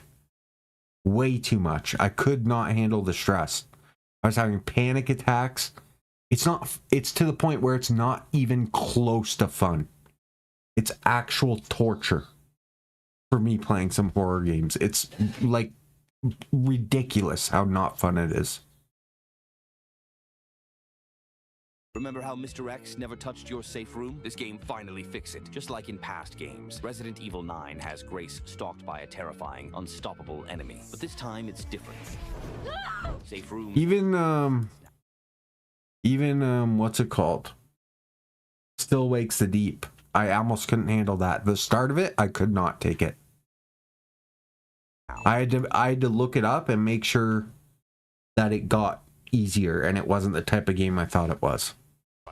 And even then, but the light burns its face, forcing it back. Not only that, it's smarter too. It won't fall for the same trick twice. What is this?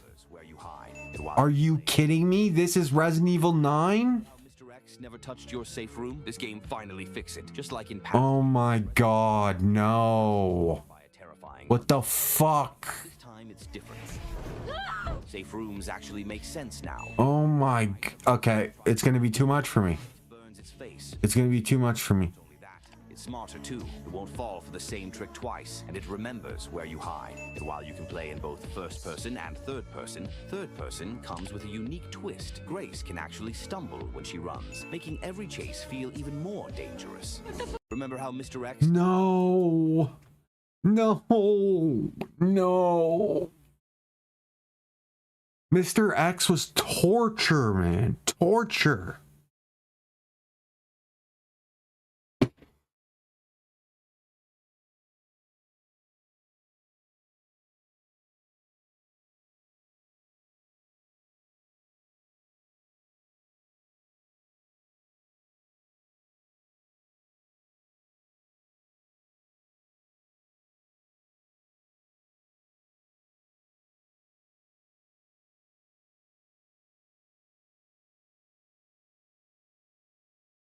Fuck.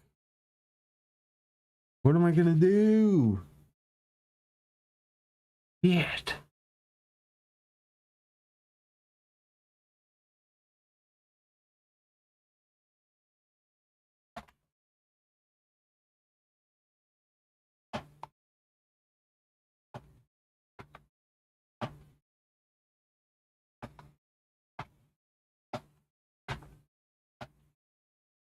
Oh, man.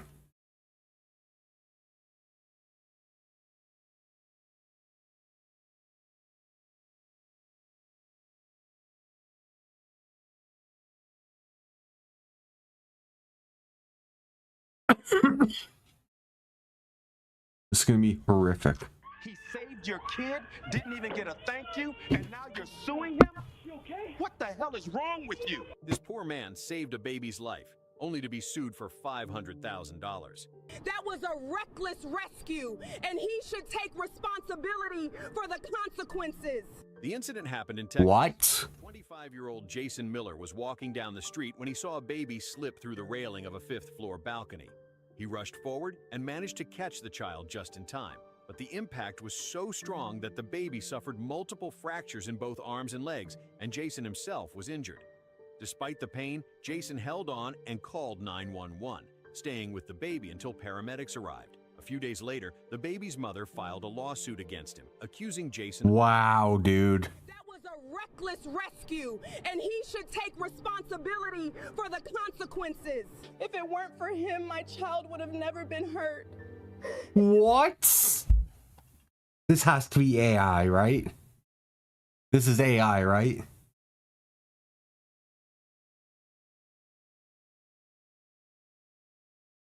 This is AI, right?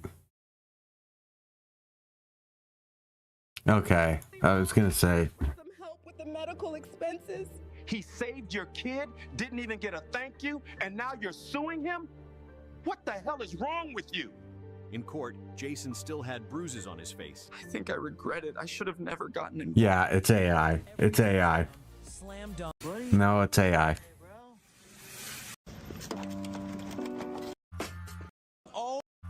You can tell by the voices. Oh my God, you are.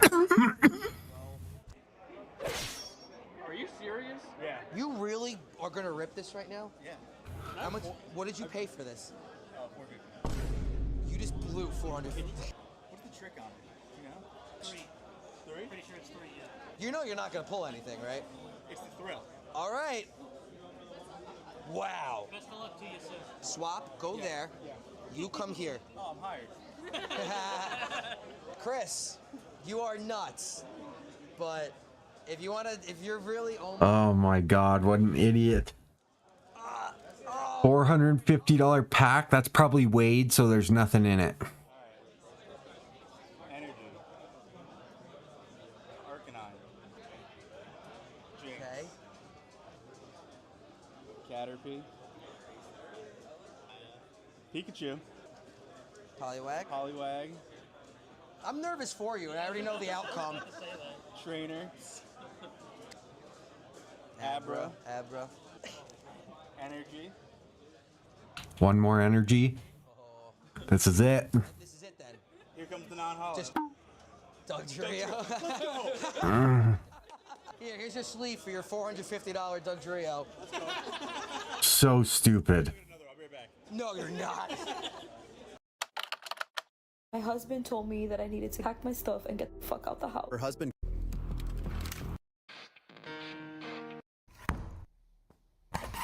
Stop it, Chad! Stop trying to avoid. And cats are just the best, man. Nöbet tutuyor ya, nöbet.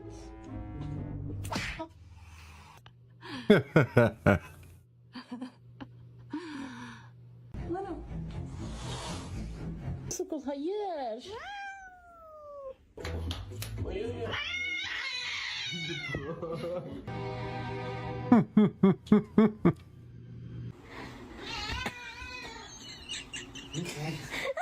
Kaldırmışsın.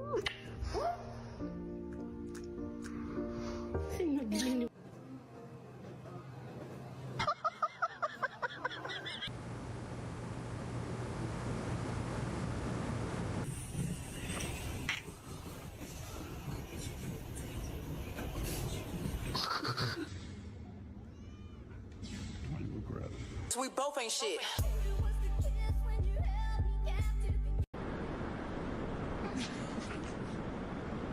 Wait. How many packs are inside of this thing? Should I open it? Oh no. Don't open those.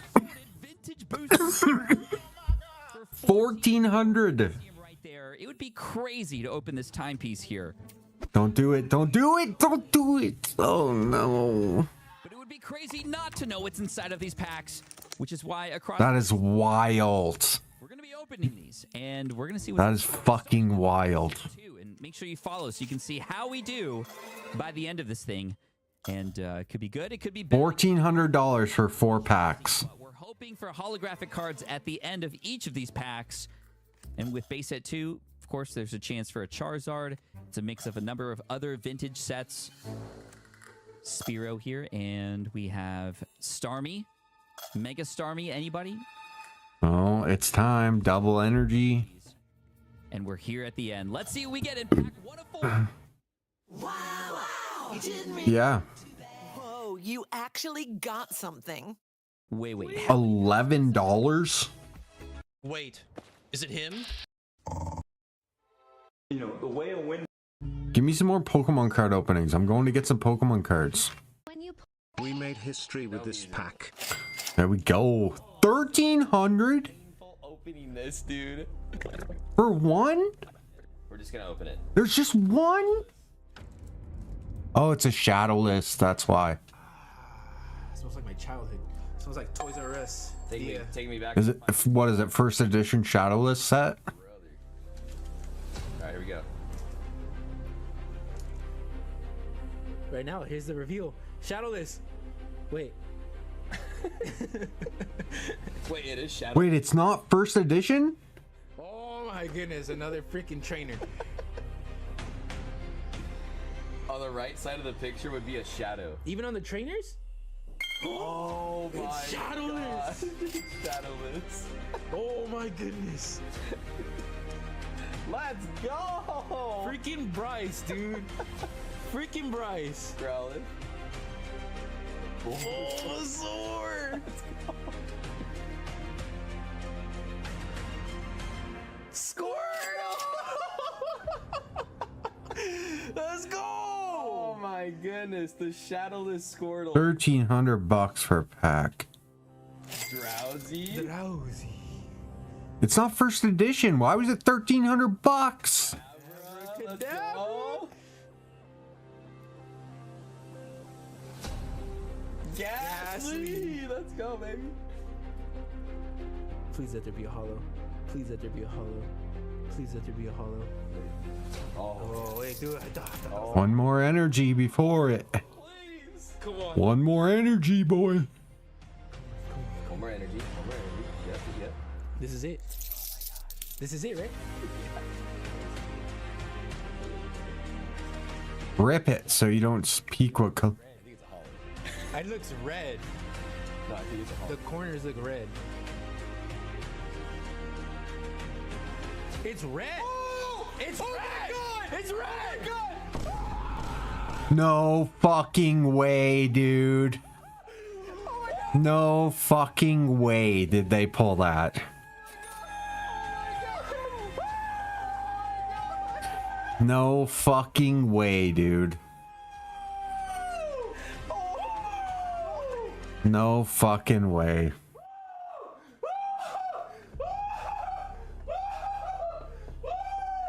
Oh my gosh! I'm literally crying. Oh my God! Oh my God! Oh my God! Luckiest fuck ever.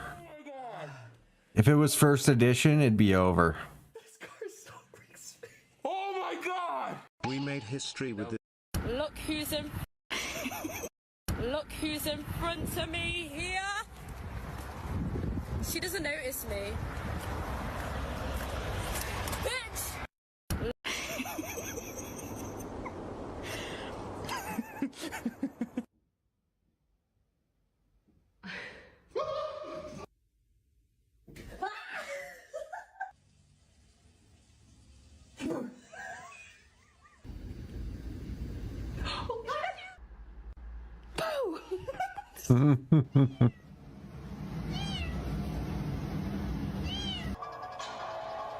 I love cats so much.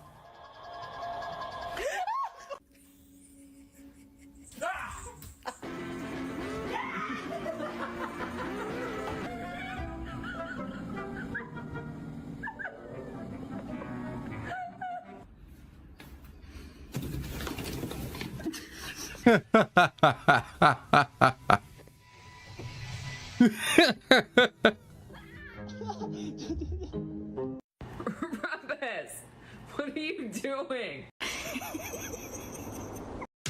God, I love cats so much.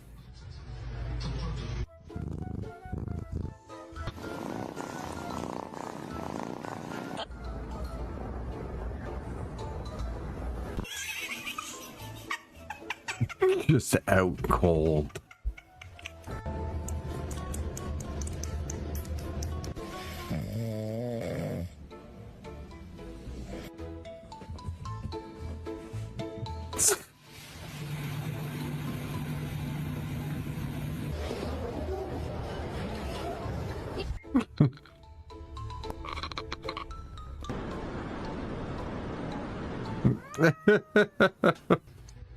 Inside of this blue envelope is something I've...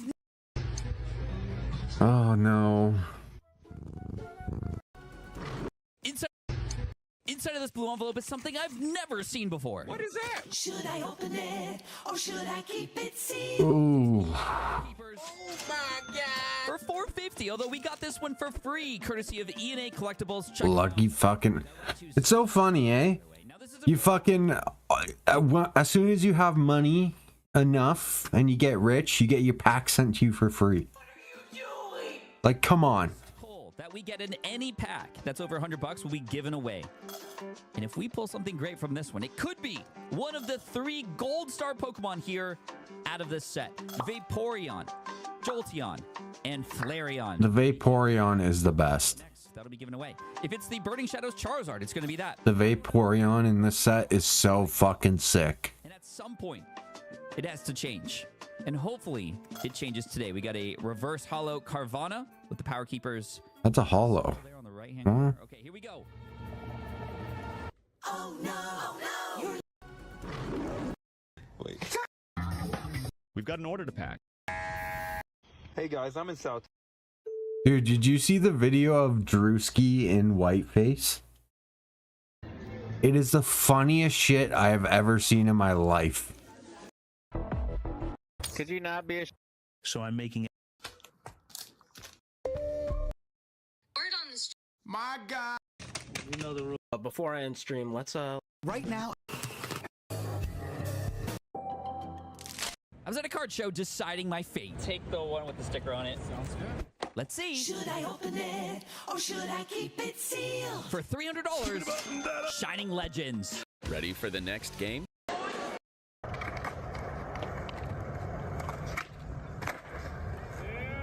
What's up, dude? Hey, what's up, man? Nothing much, man. Let's pull that. Let's pull that. Pikachu? Day 145 of trying to pull that Pikachu. Shitty video. Struggling. Journey together is ass. To the cards. Doesn't affect the cards, it just those names that look interesting. Let's say slab. No fucking way, you lucky cunt. Dude, you literally just Dude, I would die. I would die if this happened to me. This is I would fucking die, man. I would be happy forever. I would never need anything else in my life again. Just give me a god pack. that one pack has all this. The era of What is up? We are back, and we Ooh, Hidden Fates, Jesus Christ. art set. That's what I'm talking about. Hidden Fates is so good. Those two for last, and we're going to get into this. Hopefully, we can pull. Hidden Fates has a terrible fucking pull rate, though. The shiny Charizard. Never gonna happen. Is it GX? Yeah, GX, because this is Sun and Moon. And that means 4 to the front. Aha, I did it right. I did it right. But we have Hidden Fates. I have not opened up Hidden Fates in such a long time. But we have the entire art. Oh, look at that Pikachu. Mine. And my mom is here. We got Misty's Water Command and Electrode. Hidden Fates has such terrible pull rates. And the packs are just too expensive for fucking with that. Getting into the Mew pack.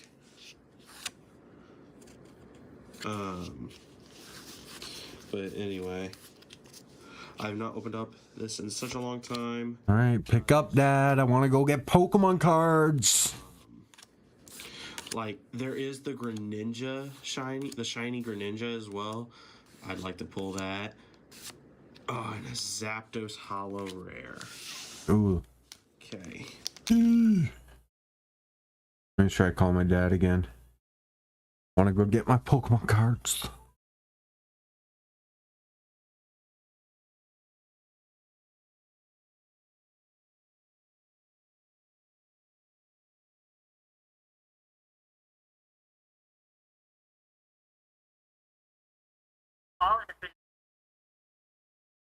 God.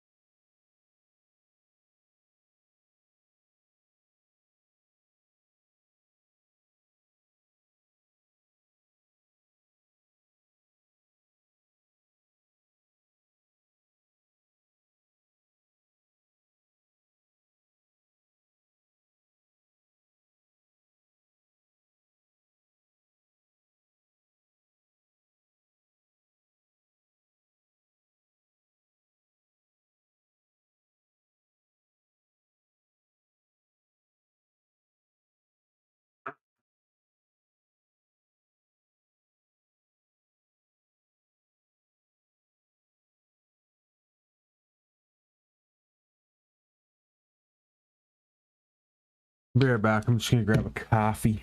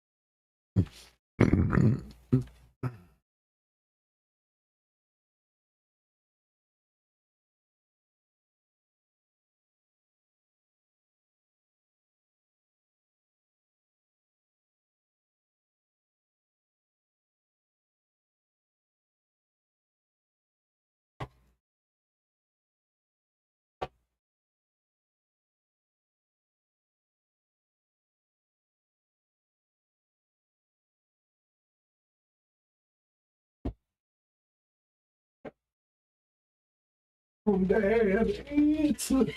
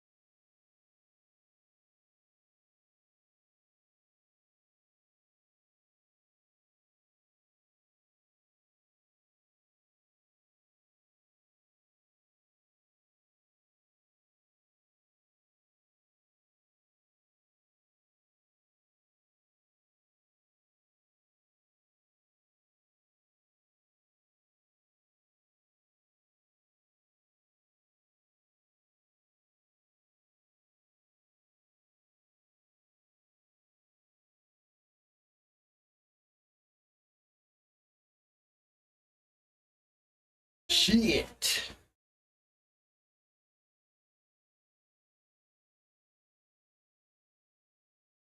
Dude, the things I would do for a shiny Charizard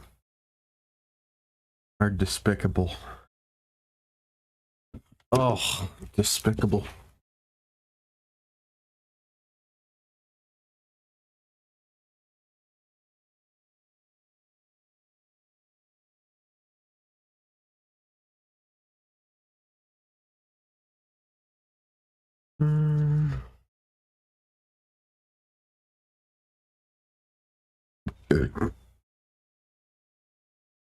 It's a Mewtwo. No way. It says shiny Charizard, exclamation marks at the bottom. He actually gets it? No fucking way.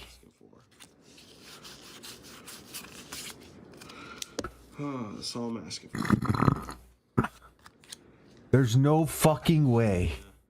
Clefairy, Caterpie, Ekans, Paris, Charmander.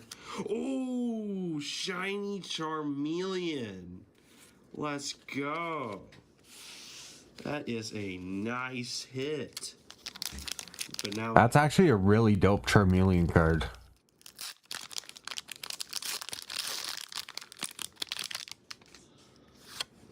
I like that art. 1, 2, 3, 4. This is the last pack. Maybe Charizard for the Charizard. We got Charmeleon. We just need the Charizard. Ooh. And an Arbok. Alright, thank you guys. Okay. We got fucking clickbait, motherfucker. Suppression fire. Suppression fire, take cover.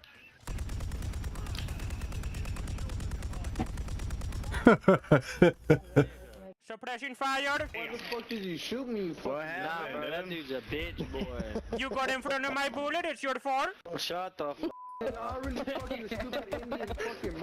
Listen, you Mexican, go make me a burrito and a taco, okay? Did you just come here? Yo, I can't even, bro, I can't even, bro, Jared, shut up, bro. You need to relax, okay? That was hilarious as bro, he said, suppression fire, take cover, and then just blows just burst away, bro. I'm cracking up. I didn't even care that it died. That was hilarious, bro. Juanito, put the controller down and go mow the lawn, okay? Bro, it's fucking crazy. He reminds me of that one YouTuber. What the fuck's his name? I can't even think of what his name is. He's hilarious though. I am not Indian, I'm American hero, okay? Bro. Suppression fire, take cover. What's your favorite off-brand thing you've ever had? Oh my god.